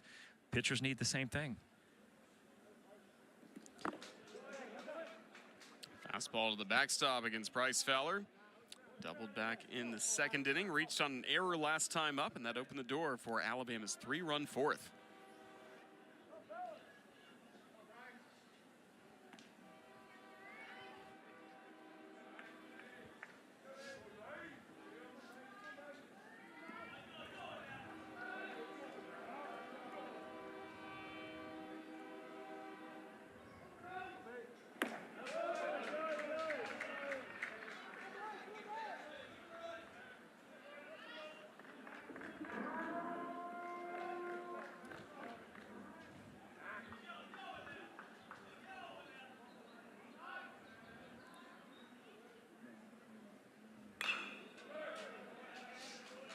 Balls and a strike on Bryce Fowler from Malachi Witherspoon, trying to close out this bottom of the 5th.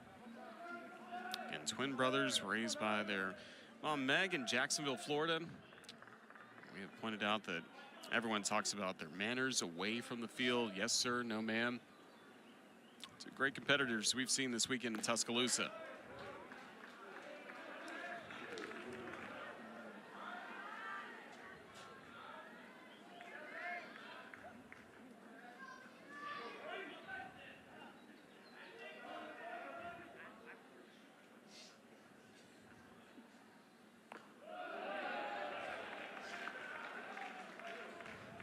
Bryce Fowler will extend the inning, getting hit by the pitch. That's the second one today, Roger. Back foot slider, and it's a little too much on the back foot. You see right on the instep. He hit Coleman Mizell with the same pitch.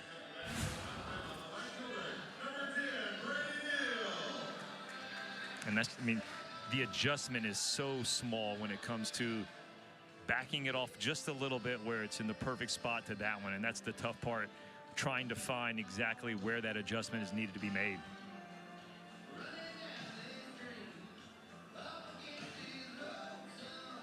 Alabama team's taking some lumps this whole weekend. Whole weekend, go back to LeBron on Friday. Right.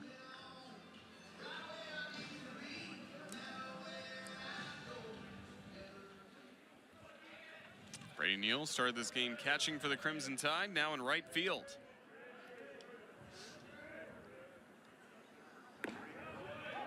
Two for two at the plate in his second SEC start this season for the Crimson Tide. Still plenty of experience in his first 2 years at LSU. Transferring over to the Crimson Tide.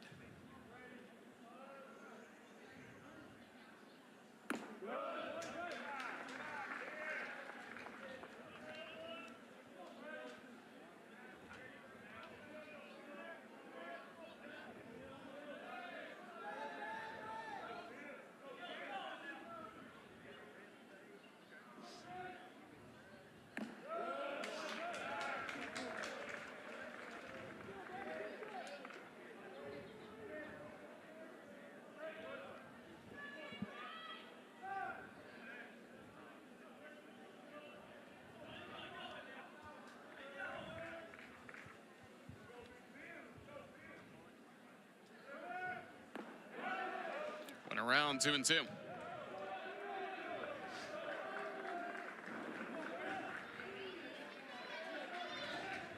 Alabama scored in every inning against Witherspoon, in danger of a scoreless bottom of the fifth here.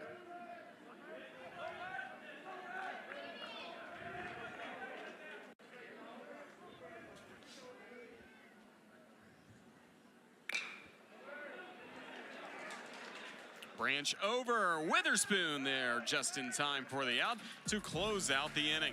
Witherspoon posts a 0 here in the bottom of the fifth. Keeps on winning. Yes, they do. Richie Bonamolo Jr. was evaluated by the training staff. He is back in the game in center field. We speculate that he was checked for concussion protocol and then able to re-enter. We've seen that in recent years in college baseball, notably Jim Jarvis, that happened with him for Alabama in the SEC tournament a few years ago.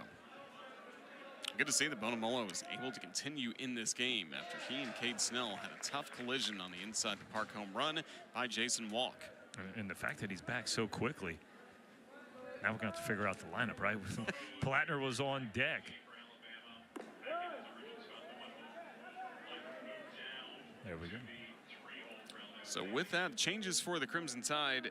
Will Plattner is remaining in this ballgame as the catcher. He had originally taken the spot of Bonamolo in the batting order. Hadn't gotten to that spot in the order just yet. Plattner will now bat third. That was originally Cade Snell's spot in the order. Garrett Staten took that spot defensively and at the plate over, but now he's out of the game as Bonamolo will be challenged right away by Carmichael, and he makes the play. You know, Coach Rob Vaughn's got to get creative when it comes down to it, because basically he feels like there's really only two catchers. And so when you have to deal with that, obviously that's why you can't take Plattner out, because then you take him out, he's gone, and Brady Neal, if something happens, takes a foul tip. So that's why it was surprising to me that Plattner came in and not somebody else. That way you save your second catcher.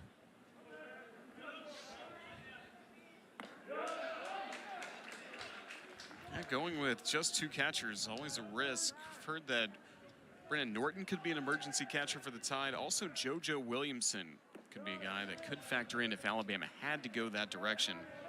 JoJo Williamson, talented freshman from Hartselle. We'll see him at some point in his Crimson Tide career, whether in the infield, who knows, maybe catch down the road.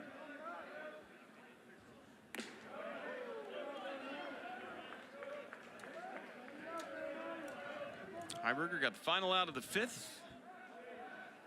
Clean inning to work with here in the sixth inning as he works against Jackson Willits, a switch hitter who will bat from the right side against the lefty.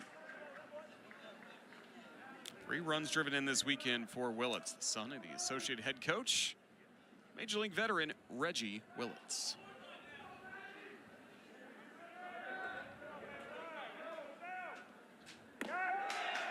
Strikeout for Heiberger. Went back to the heat at a 92-mile-an-hour fastball.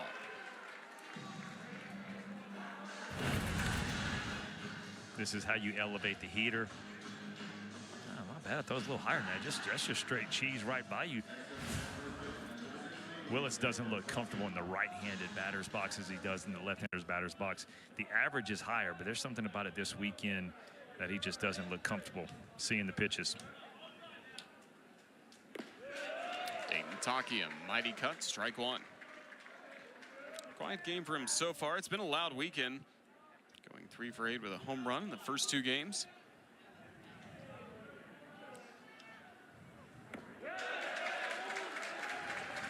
Heiberger quickly in front 0-2.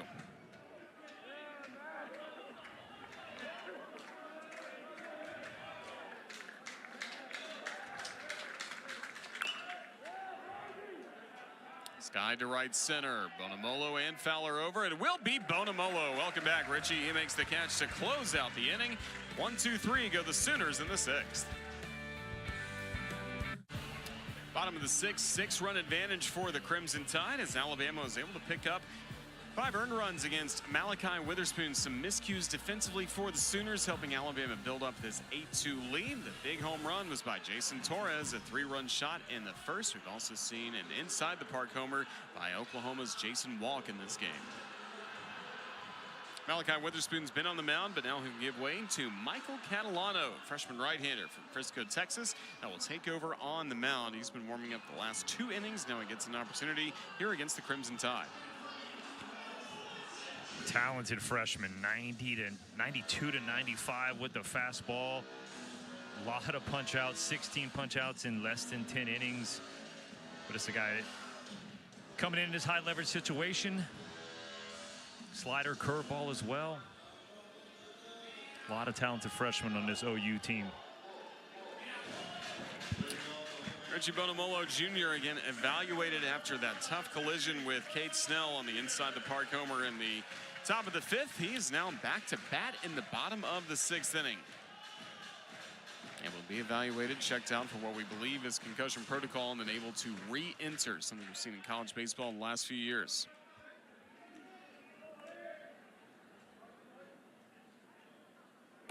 Last time up, a bunt single by Bonamolo helped load the bases for the Crimson Tide. 3-run bottom of the 4th against Witherspoon.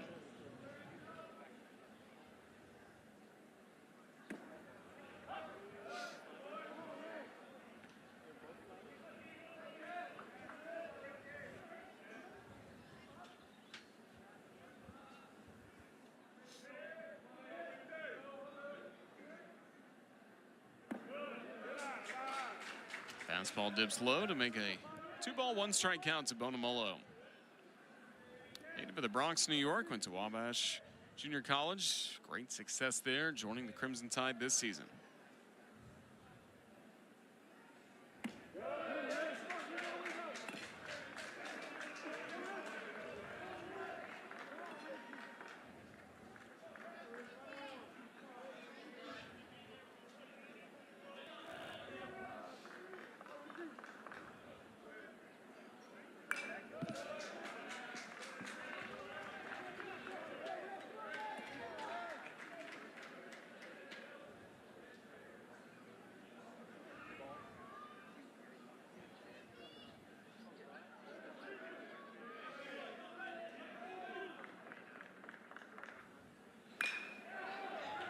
Sends it into left center. There's Harris.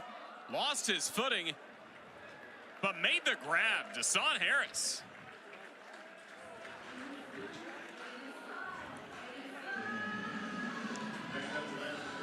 He's getting a good laugh on it because this could have gone bad. You see, he got a beat on it, then all of a sudden he loses his footing, but man, right placement, and finishes it off with a roll.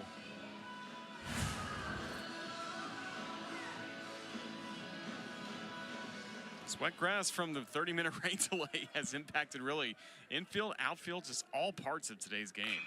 LeBron skies the first pitch high and deep to center field. Right up against the wall for Jason Walk. He's got it.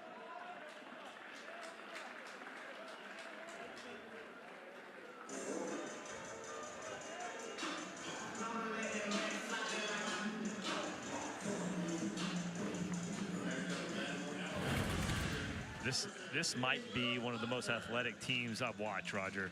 They have athleticism everywhere. Jason Walk is another one of those guys. We saw Deshaun Harris, his recovery last at bat, but how about that closing in? That's a tough play into the bullpen. We're talking with Coach Todd Butler for OU. He said this is the most athletic team he's really been a part of, and this is a guy that's been 30 years in coaching. Will Plattner first at bat of the game. Originally spotted Cade Snell. Then Garrett Staten was scheduled to bat third. Plattner was scheduled to hit for Bonamolo, who's able to return. So Plattner ends up going in the third spot of the order. If you're scoring at home today, good luck. About to say. It's been tough to keep up with.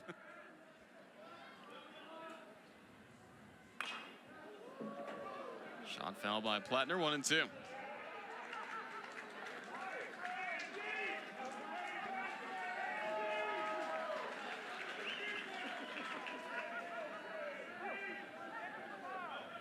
Catalano trying to set down the Crimson Tide in order, something that's not happened so far today.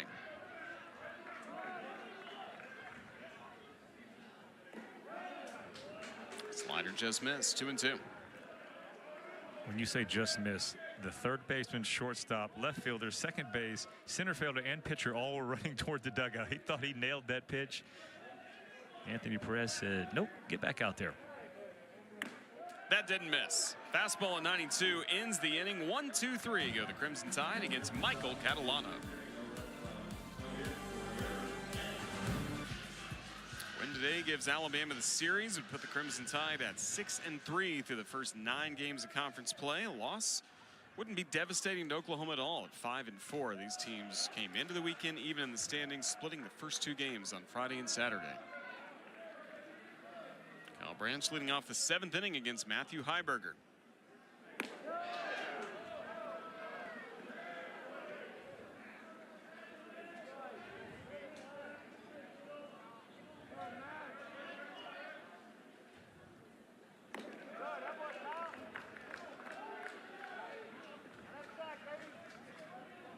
Four outs in a row for Heiberger since he took over for the starter, Aiden Finatieri. Maybe fans are worried about becoming a true full bullpen game for Alabama. Finatieri allowing a run in the first. Did allow another run in the 5th inning on the inside the park home run, but Crimson Tide pitching staff settled in very nicely, and only 2 pitchers as this game has moved to the top of the 7th. Not bad at all for Alabama. All about positioning this time of the year. First half of conference play. Today, wrapping up the 3rd weekend. A look at the conference standings. Tennessee, Georgia, Texas, obviously all off to great starts. We'll see what Arkansas can do later on against Vanderbilt. And you have LSU and Ole Miss, and the Crimson Tide trying to match the Rebels, improving to 6-3 to begin the year.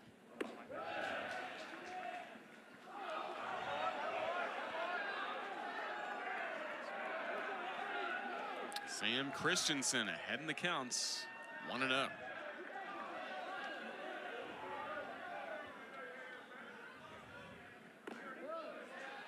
Now 2-0. Live, I thought this was a swing. Ooh, and I think I was right. They even appealed it. No swing. Alex Ransom on the appeal, who was the home plate umpire yesterday. Base hit in front of the runner. Christensen aboard. Now 2 on for the Sooners. Lance, still a lot of baseball to play. 6-run game, top of the 7th. Oh. Sunday baseball, yeah, 9 outs to go. Definitely a lot of outs left, a lot of baseball.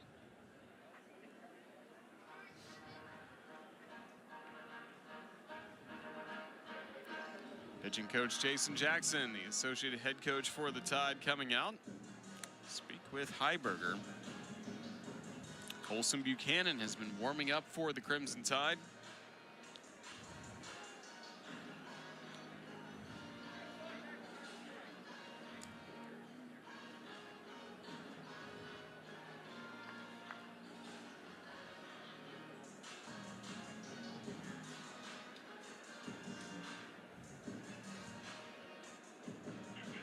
Now the call of bullpen will be made as the Crimson Tide turning the baseball over to Colson Buchanan. 2 on for the Sooners with nobody out. And here comes Buchanan on the mound for Alabama. Only in its 3rd weekend as Colson Buchanan takes over on the mound for the Crimson Tide, trying to keep the Sooners where they are at 8-2 the score. We're in the top of the 7th inning.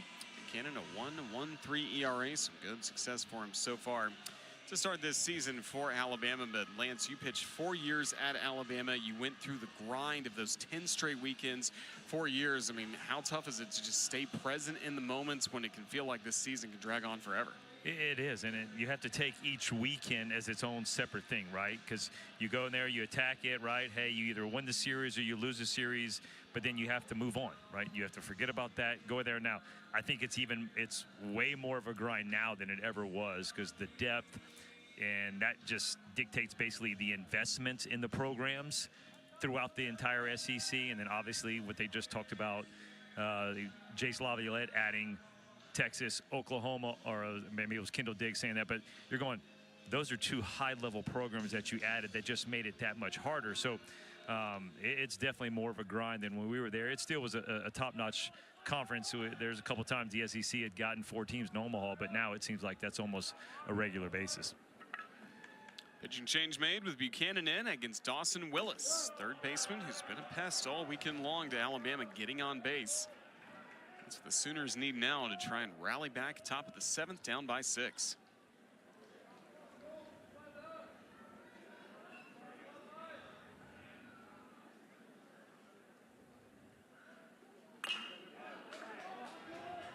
Popped up down the right field line. Long chase into the crowd, though.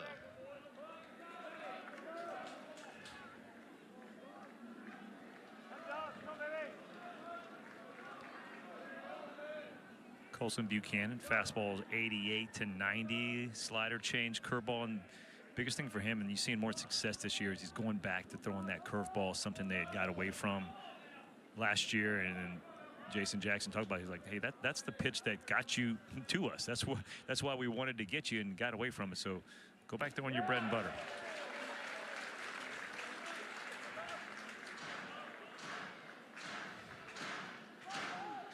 And last year, 7.36 ERA during his time on the mound for Alabama. Only worked 29 3rd innings prior to that. 2 years at Wofford, where he's all Southern Conference 2nd team as a sophomore. Mostly a starter for the Terriers.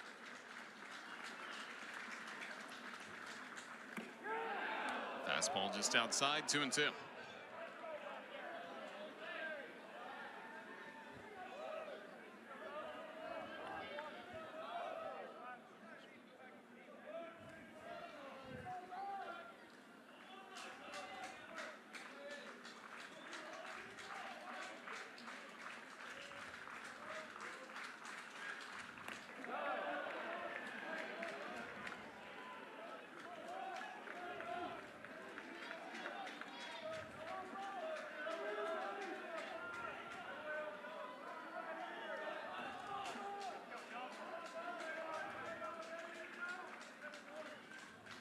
Payoff pitch. Knocked foul, do it again. 3 balls, 2 strikes.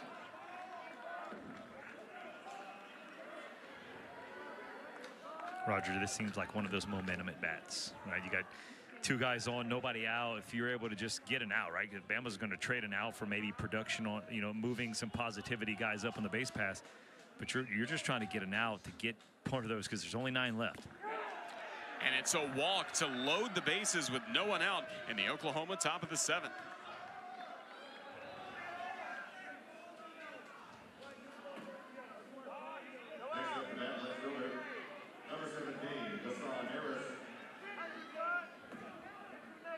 Base is full of Sooners with no one out, trailing by 6 runs, and Deshaun Harris steps in. 0 for 2 today, 0 for 4 on the weekend.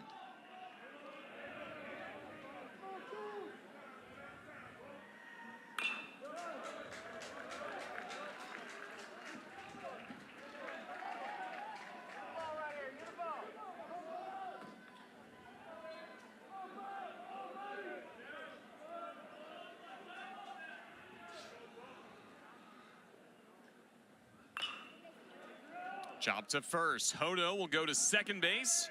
One out there, and also a run will score for Oklahoma as Branch crosses the plate, and that makes it 8-3.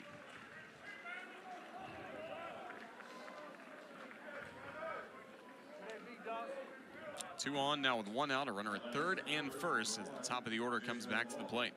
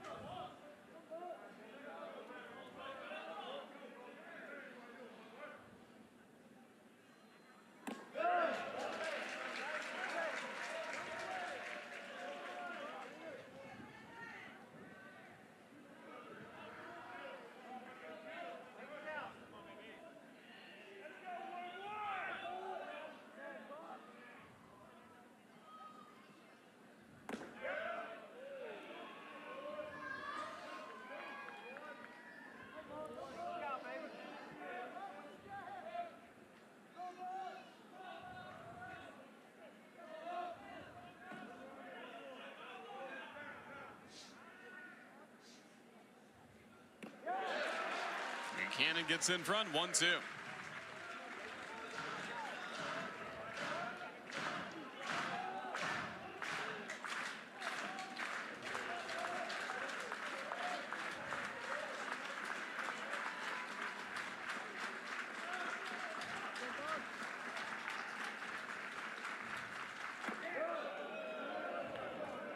Even count 2-2 to Jason Walk. Back-to-back changeups. The first one was phenomenal. That one was really good. I mean, that's what you're thinking. A little bit lower, right at the same speed. Jason Walk does a great job of laying off of it after the swing and miss on the one previous.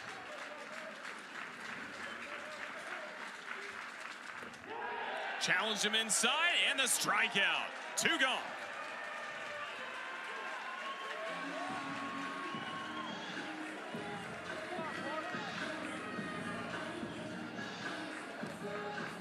Huge pitch right here for Colson Buchanan.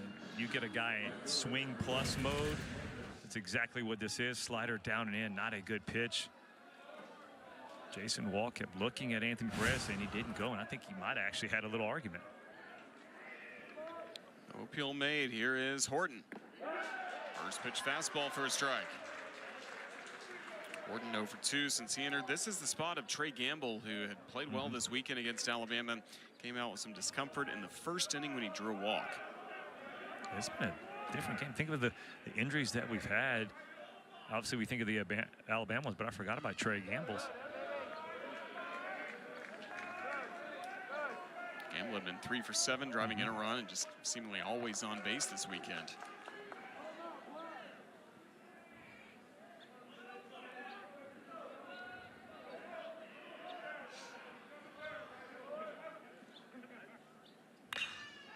Line drive to center for a base hit. Christensen scores. The throw going to third base. Tag applied. Safe the call. 2 in scoring position with 2 gone for the Sooners. RBI single by Horton makes it 8-4.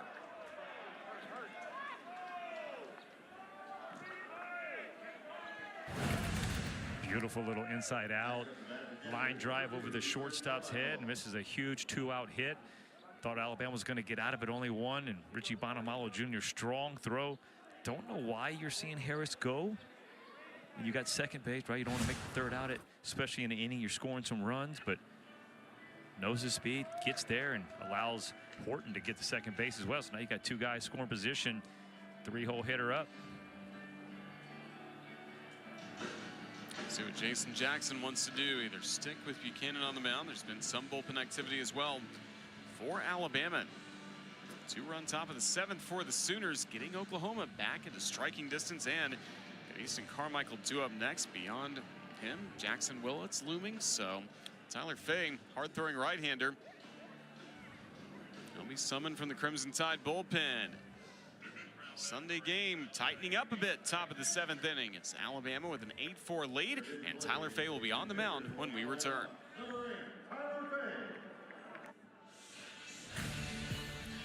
Two runs have scored for Oklahoma in the top of the 7th inning to make it an 8-4 ball game with 2 outs here in the 7th.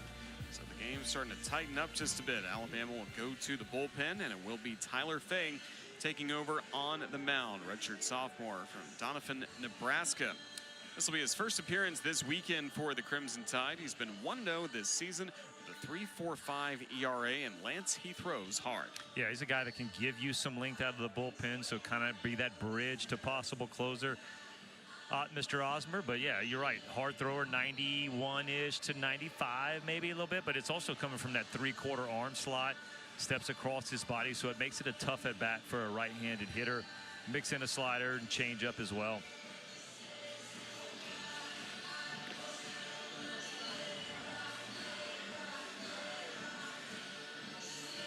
You know, they're looking for a lot of consistency with Tyler Fay. He's a guy with stuff-wise that you're going, hey, like, he could be a high-leverage guy, possibly even a starter with just the stuff that he has, but a lot of it comes down to consistency in the strike zone. Started the year with 6 consecutive outings where he did not allow an earned run. Has given up earned runs in his last 3 outings for Alabama. He's pitched every weekend in SEC play against Texas A&M, Tennessee, and now against Oklahoma. Starts Carmichael with a fastball for strike 1. Carmichael hitless in 3 at-bats today. 2 for 11 this weekend.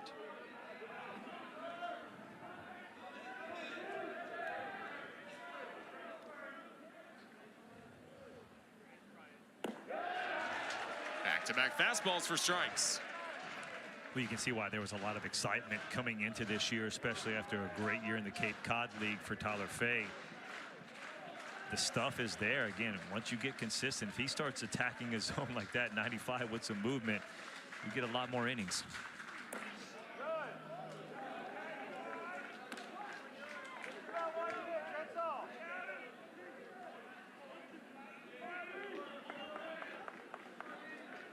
Carmichael, a .351 hitter with 2 outs this year, .371 with men in scoring position.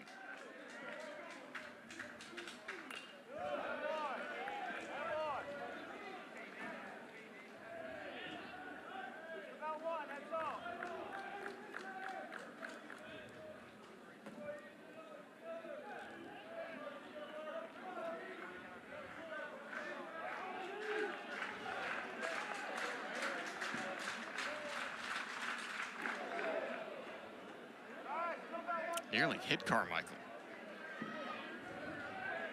2-2 the count on the first breaking ball we've seen. Yeah, that breaking ball got out of his hand, and you can see the Carmichael was going, I should have taken it. Now all 4 umpires will talk things over after Rob Vaughn came out to speak to home plate umpire Anthony Perez. We need a microphone. That way when the coaches go out there and talk to the home plate umpire, we know what he's saying. Good, right now, it's all speculation.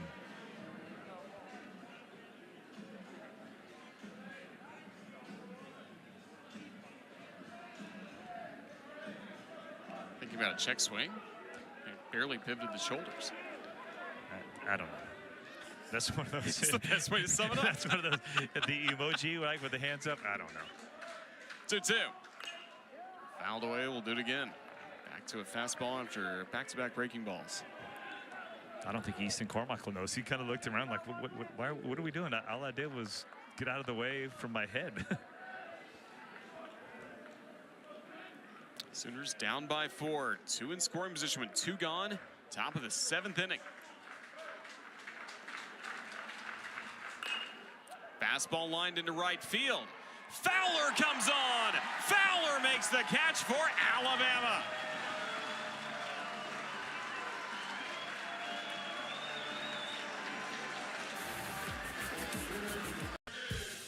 Earlier today, this is really a game-saving catch by Bryce Fowler, and so some different styles. Robbing a home run and then a sinking line drive when you're moving in towards the infield, that's really tough, Lance. Yeah, you're right. Right. But that was a momentum changer, making that catch. You saw Tyler Fay kind of walk off the rim like, woof.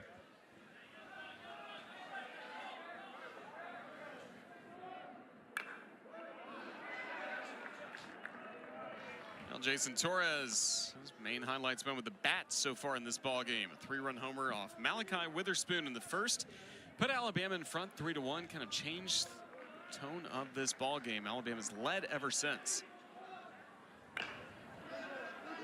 Just off the mound, Catalano keeps getting outs for the Sooners 4 in a row since he came in for the bullpen. That's what you're wanting to do when you're down 6 runs. The bullpen comes in, right? Your one job is to just keep it there, allow an offense to see what they can do. Showed a little promise last inning, getting 2 runs, chipping away. You still have 6 outs to go, but anytime the offense can, the home team now, if they answer back, that almost just takes all that momentum away from your lineup. James Head, who was tough against Will Hodo a couple nights ago on Friday, he'll be coming in to take on the Crimson Tide first baseman when we return in a few moments. It's still the Crimson Tide with an 8-4 lead against the Sooners here in Tuscaloosa.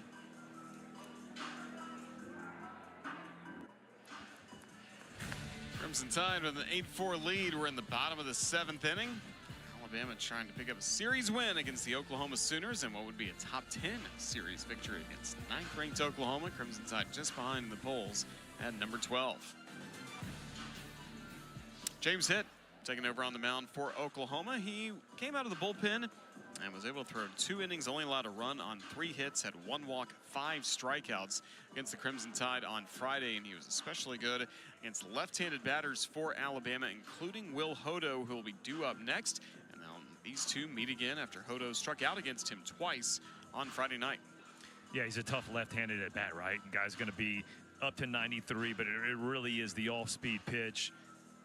And that's one of those where he's a little across his body, and so as a left-handed hitter, that ball seems like it's coming from behind you, and he's able to go glove side with 93, so you got to respect it, and then also respect that breaking ball. So it's a tough AP versus a left-handed hitter.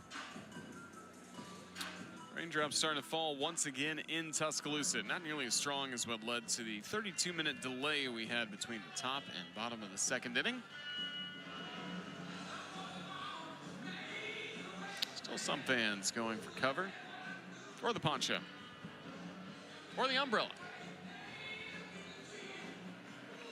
Now the most popular seats, the ones at the very top of the upper grandstand, under the large roof here at Sewell Thomas Stadium.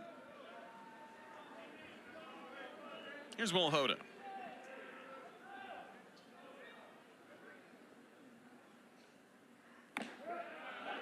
1 for 3 today, 1 hit on the weekend. That solo home run off Malachi Witherspoon to left field back in the 3rd.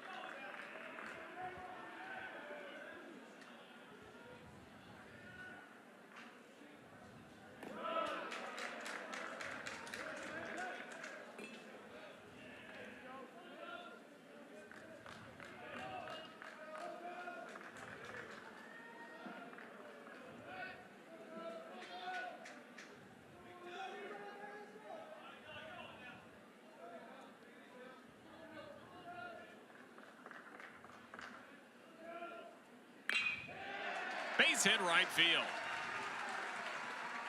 Hodo wins the battle, and lefty on lefty with James Hitt. That's a 1-out single for the Crimson Tide. Oh, you know that feels good for that left-hander, right? They bring in the lefty to face you. You put yourself in a beautiful count. You get the fastball. You see Hodo check him out as he's going to first base. Like, hey, I know your one job was to come in and get me, and I ain't letting you do it.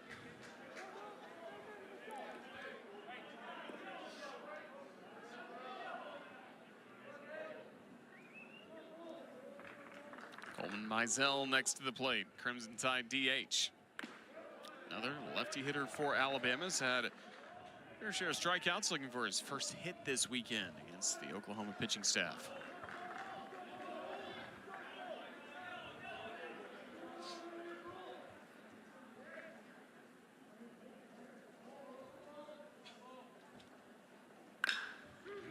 Chopper into the overshift. Sooners will go to second for 1 to first. Mizell beats it out. That is tricky in that shift, Lance. Yeah, that ended up being the old 6-5 to 3 almost double play. But when you got a guy like Willits at shortstop, he could be second, and Dawson Willis is the third baseman that could be playing shortstop. So it works for them. But still, I didn't think he had a shot. Then all of a sudden he turns, fires, strong arm. If Mizell's not hustling, that is a double play.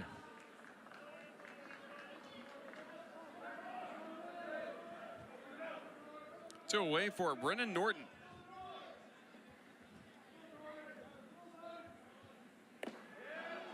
Swing and a miss at a fastball to the Crimson Tide.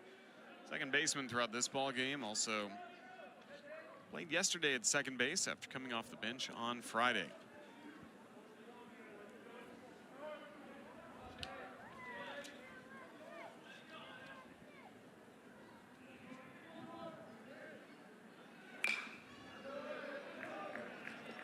Hit in front, no balls, 2 strikes.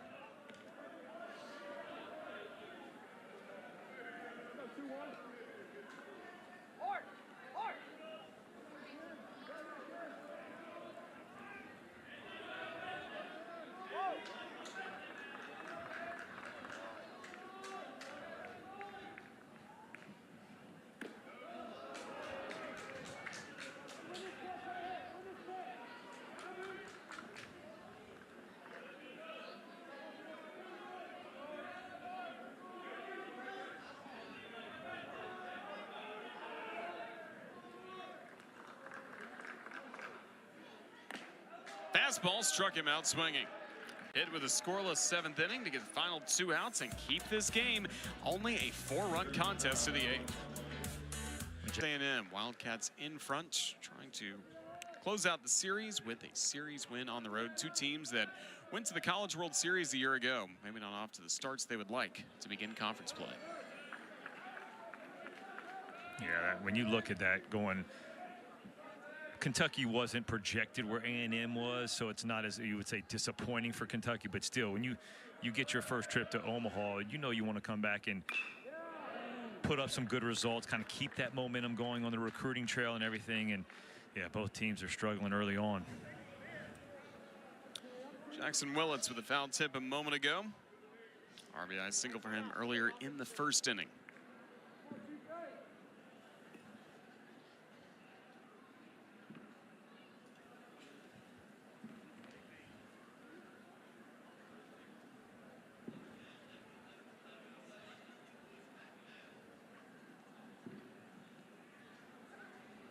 Offensive conference. Yeah, well, I mean, getting to talk to Dad. I was about to say, is dad going like, hey, are you hurt? Like, what is it? Or is it a little talk production?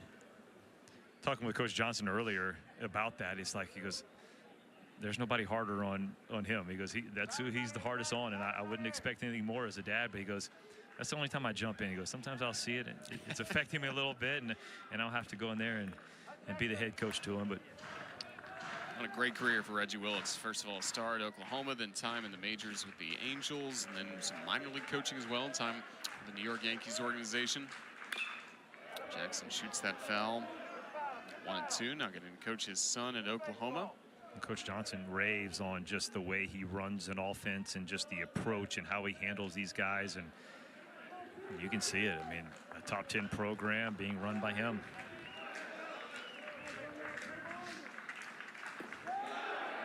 Just outside from Tyler Fay, 2-2.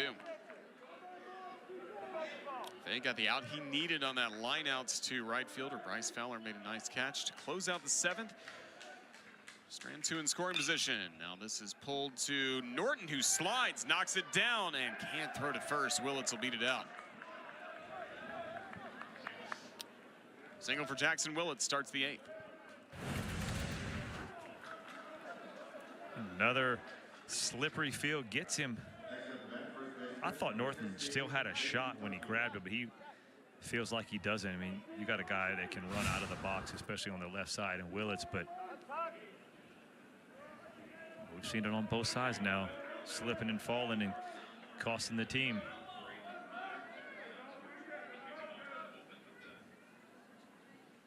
Dayton Taki Put Oklahoma in front in the 8th inning on Friday with a 2-run homer. Right now, the Sooners still trailing 8-4, only one man on base, but a great opportunity for him. Quiet in this game, 0 for 3.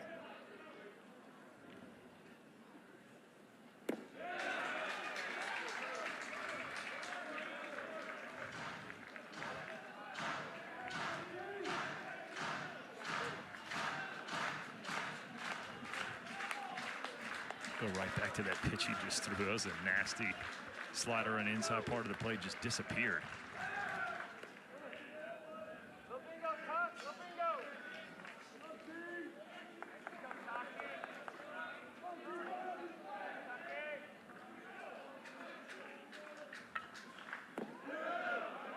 Great movement, just flowing outside, 1-2.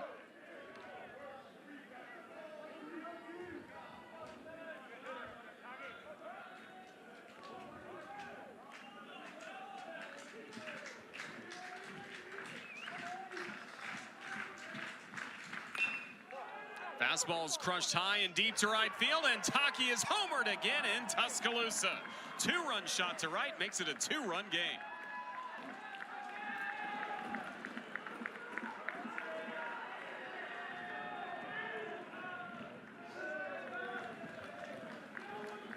Have a weekend, Dayton Taki. Some late inning heroics too. It was the 8th inning in the first game, and we got another 8th inning shot. He just likes to hit in the 8th inning. 2-run blast, another one. The slider, and then all of a sudden it's fastball, inner third. You got to get in a little bit more. Dayton Taki drops the head. And just chipping away. This Sooner offense is not going away easily. Still nobody out this inning as Kyle Branch steps in. Lays down a bunt, third base side, that'll trickle foul.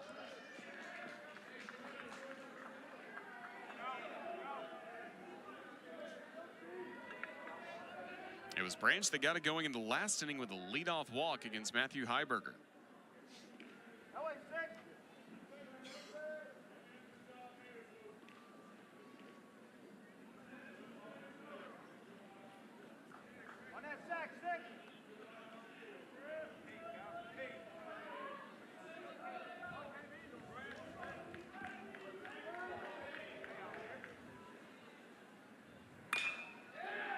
Barreled to center field. Bonamolo with a running grab for out number 1.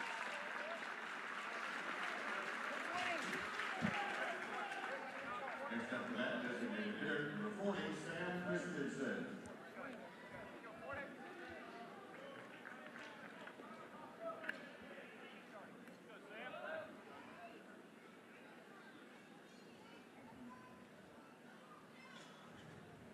Jason Jackson, the pitching coach, out for Alabama. There's been bullpen activity with Carson Osmer and Braylon Myers, who have both closed out games for Alabama this year. Osmer's been the main closer, worked for Alabama in Friday night's game. Helped secure the victory for the Tide. See what Alabama wants to do with Tyler Fay working here in the 8th. Just gave up a 2-run homer.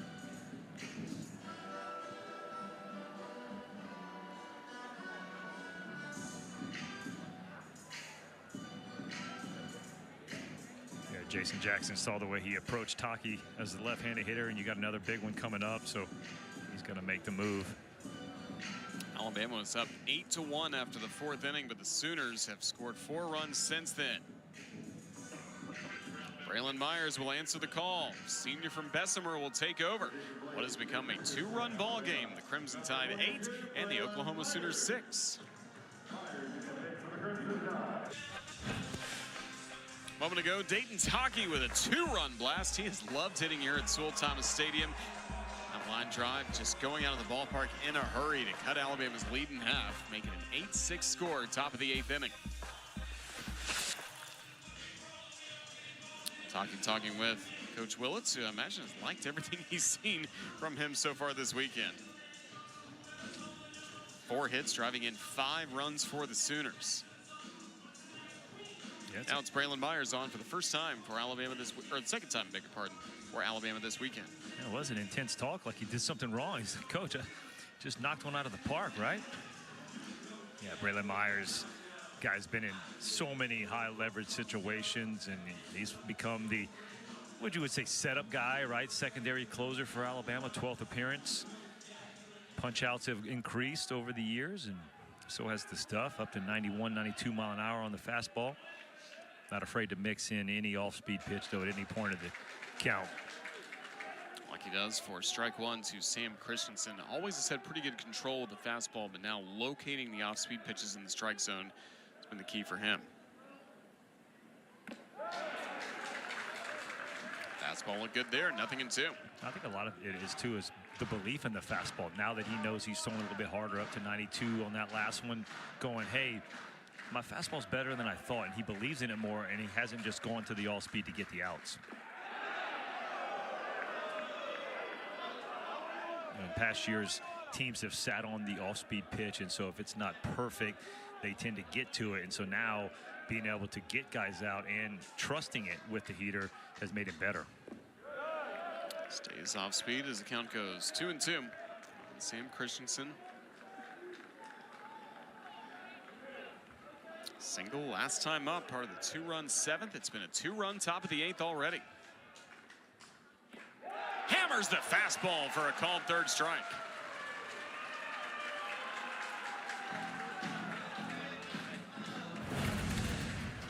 If those breaking balls don't work, guess what? This one does. Fastball outer third, perfectly placed. Sometimes you don't have to go to that off-speed pitch. Hitter shows you he's taking it. He's sitting on something.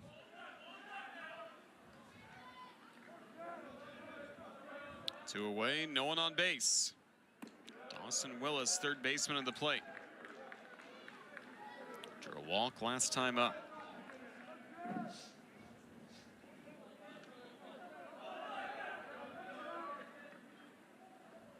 Foul tip for strike.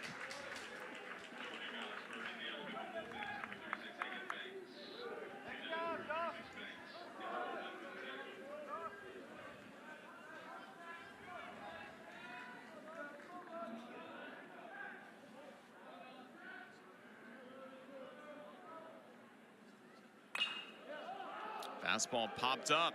Foul territory. Plattner, the catcher, give way to Torres. Torres with a grab, inning over. Sooners get 2 in this top of the 8th, but it's Alabama still with a 2-run advantage to the bottom of the inning.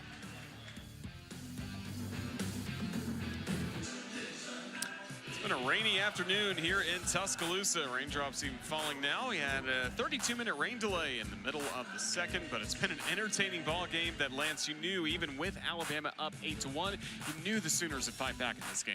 Well, no, this is the makeup of both these ball clubs. They fight to the end. The lineup has some depth, so it really doesn't matter if you're at the top or the bottom. They're going to do some damage, and that's exactly what Oklahoma has done lately, right? And it's a team that's comfortable playing in tight ball games, and a lot like Alabama. I really think these two teams are very, very similar, and I think both these teams are going to be playing a long time, right? I think they're going to make some good runs into the conference, also conference tournament, into regional play. Bryce Fowler, Brady Neal,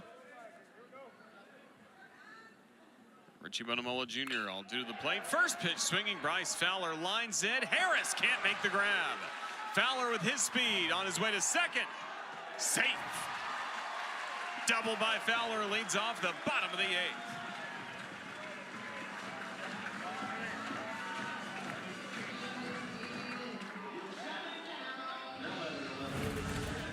Bryce Fowler just continues to rake. I mean, look, inside outside swing, and that's what he's done a little bit today, right? He had that double down the line. Another slip and fall. It's amazing what the rain has done to the defenders. So now you're thinking as a pitcher, I just got to make a strikeout or hopefully a pop fly in the infield. Brady Neal, who started the game at catcher, a throw to second goes wild. Fowler will stick at second base.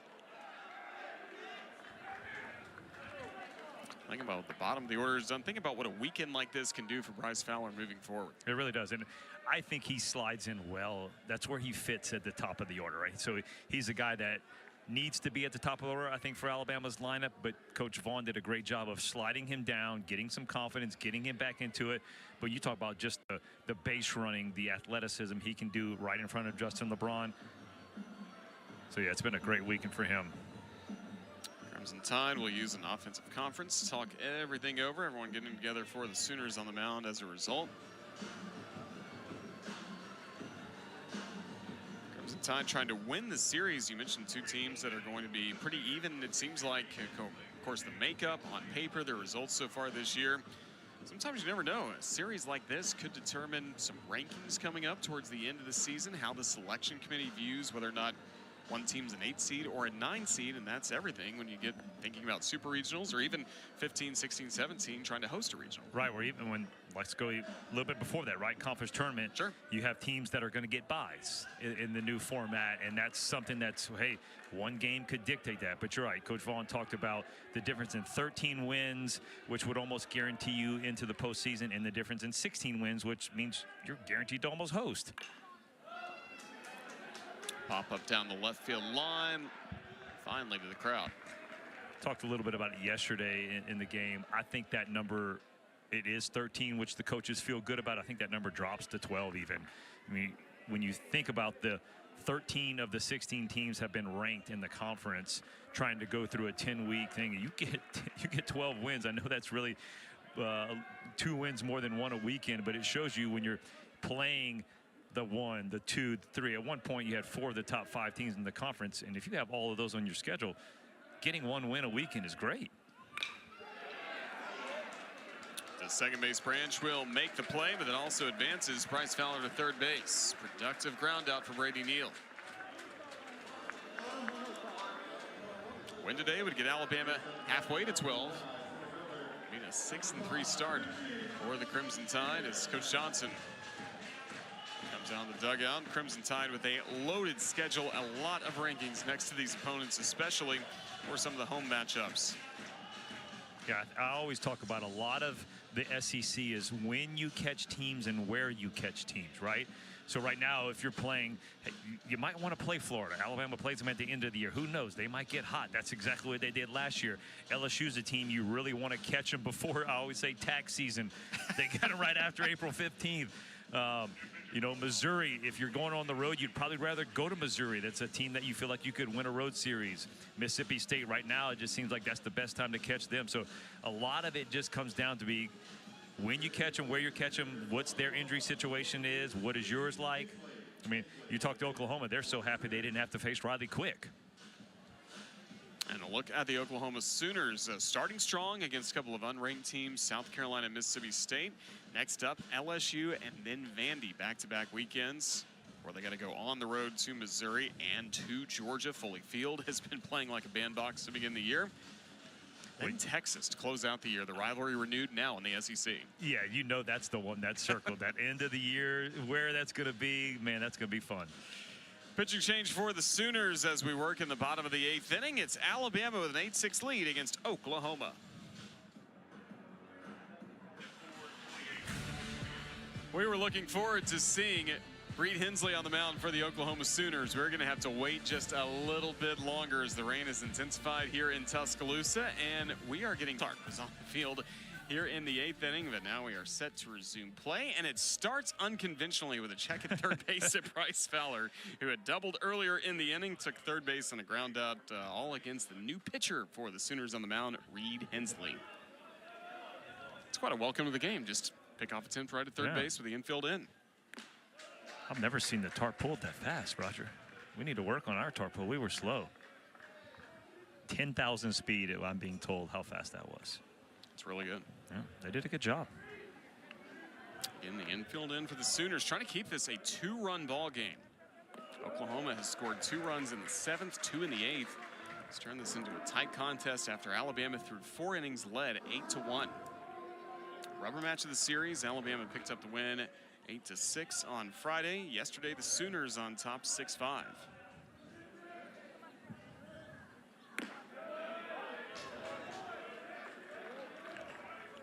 Richie Bonamolo Jr., what a game he has had. A bunt single, and he had a collision with Cade Snell on an inside-the-park homer by Jason Walk in the 5th inning. Both briefly left the game. Bonamolo came back. Snell still out for Alabama. Bonamolo is checked in the concussion protocol, able to return for the Crimson Tide.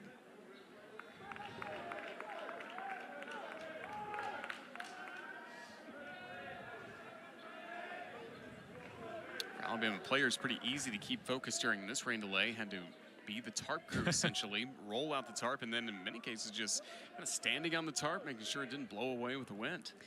Yeah, felt like there wasn't enough time to go get what the sandbags or the things they put down, so they just stood on it, and yeah, they were just getting peppered with the rain. Chopper to third. Infield in works for Oklahoma as Dawson Willis throws out Bonamolo, and Fowler has to stay at third base. A good pitch right there by Hensley, and an even better play. Dawson Willis, I mean, talk about the athleticism. The shortstop could be playing. He's at third base now and accepting the role, but being able to cover some ground. 6'3", 6'4". Reed Hensley wants no part of Justin LeBron. He will draw an intentional walk.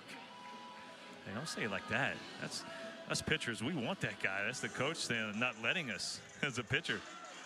Maybe it's not. Maybe Reed Hensley looked at coach like, hey, isn't this the better call? Let's walk him. So like, I've seen him homer. I've seen him drive in runs this weekend. Saw the highlights from Tennessee and Texas A&M. I'm good. But also get the extra force out on the base paths at second as Will Plattner comes in the spot of Kate Snell in the batting order. Snell had to leave with injury on that collision with Bonamolo back in the fifth. Plattner struck out his first time up. Sharply to shortstop Willits will make the play, and that closes out the inning. We go to the ninth. It's a 2-run ball game. Alabama looking for the series win against the Sooners.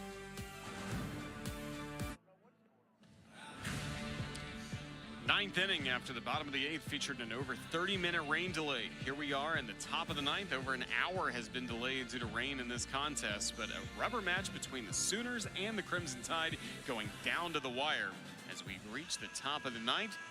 For Alabama, important outs to get on the mound. And for the Oklahoma Sooners, 8 wins by 1 run this season. Again, even when seemingly being out of this ball game 8-1 after the 4th inning, they have worked their way back, scoring the last 5 runs at the plate.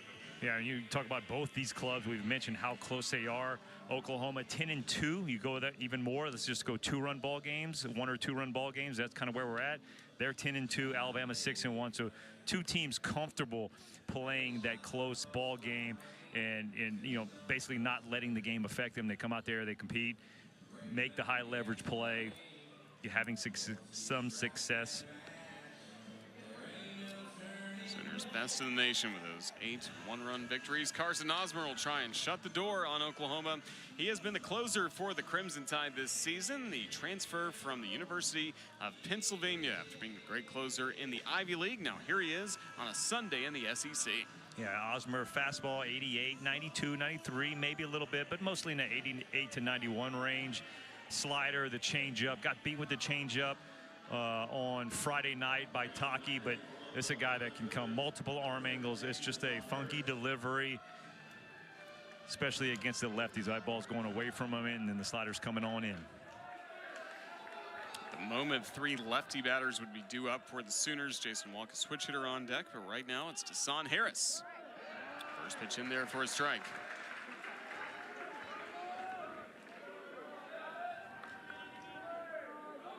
Harris made the final out in the 9th inning against Osmer on Friday. A ground out to shortstop.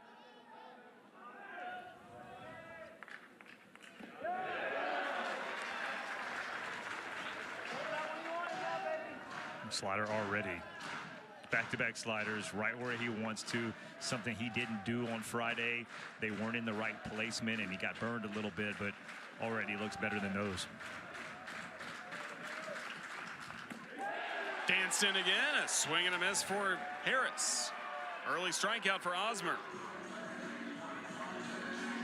Oh, Roger, he sets this up perfectly with those 2 backdoor sliders that you take for strike, and then you throw this one in. It's right in the middle, and then it just disappears, and that's why you see the swing like, hey, I thought I had it, it's gone, but that is set up perfectly. Top of the order, Jason Walk. Inside the park home run back in the 5th inning. On base twice today for the Sooners.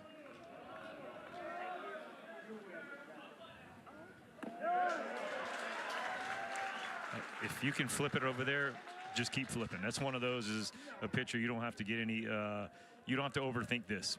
You can throw that ball on the outside part of the plate. There's no way a lefty's going to be swinging. If it's on the black, they give up on it.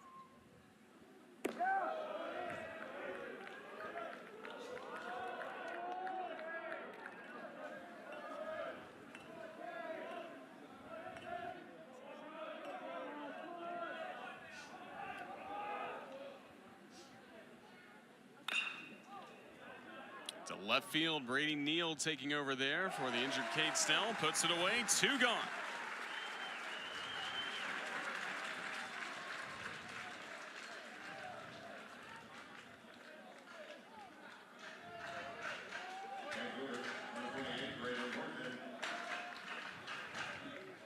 It's up to Braden Horton to keep this game going for the Sooners. RBI single last time up. Spot of the batting order originally occupied by Trey Gamble, who left the game with discomfort after drawing a walk in the first inning. First pitch, strike. You can see just the way they hit it, they flinch at it because you think, all right, and then it's, okay, I don't want to swing at that one. So most guys will be taking that. If he flips it on that outside part of the plate again, gets a free strike. Right to first. Crimson Tide with a series win against Oklahoma.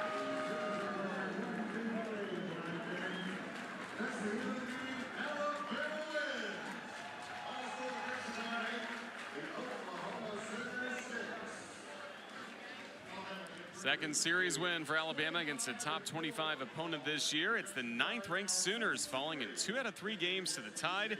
Hosmer gets the save, and a gritty weekend between two teams, Lance, that as we've talked about all weekend long.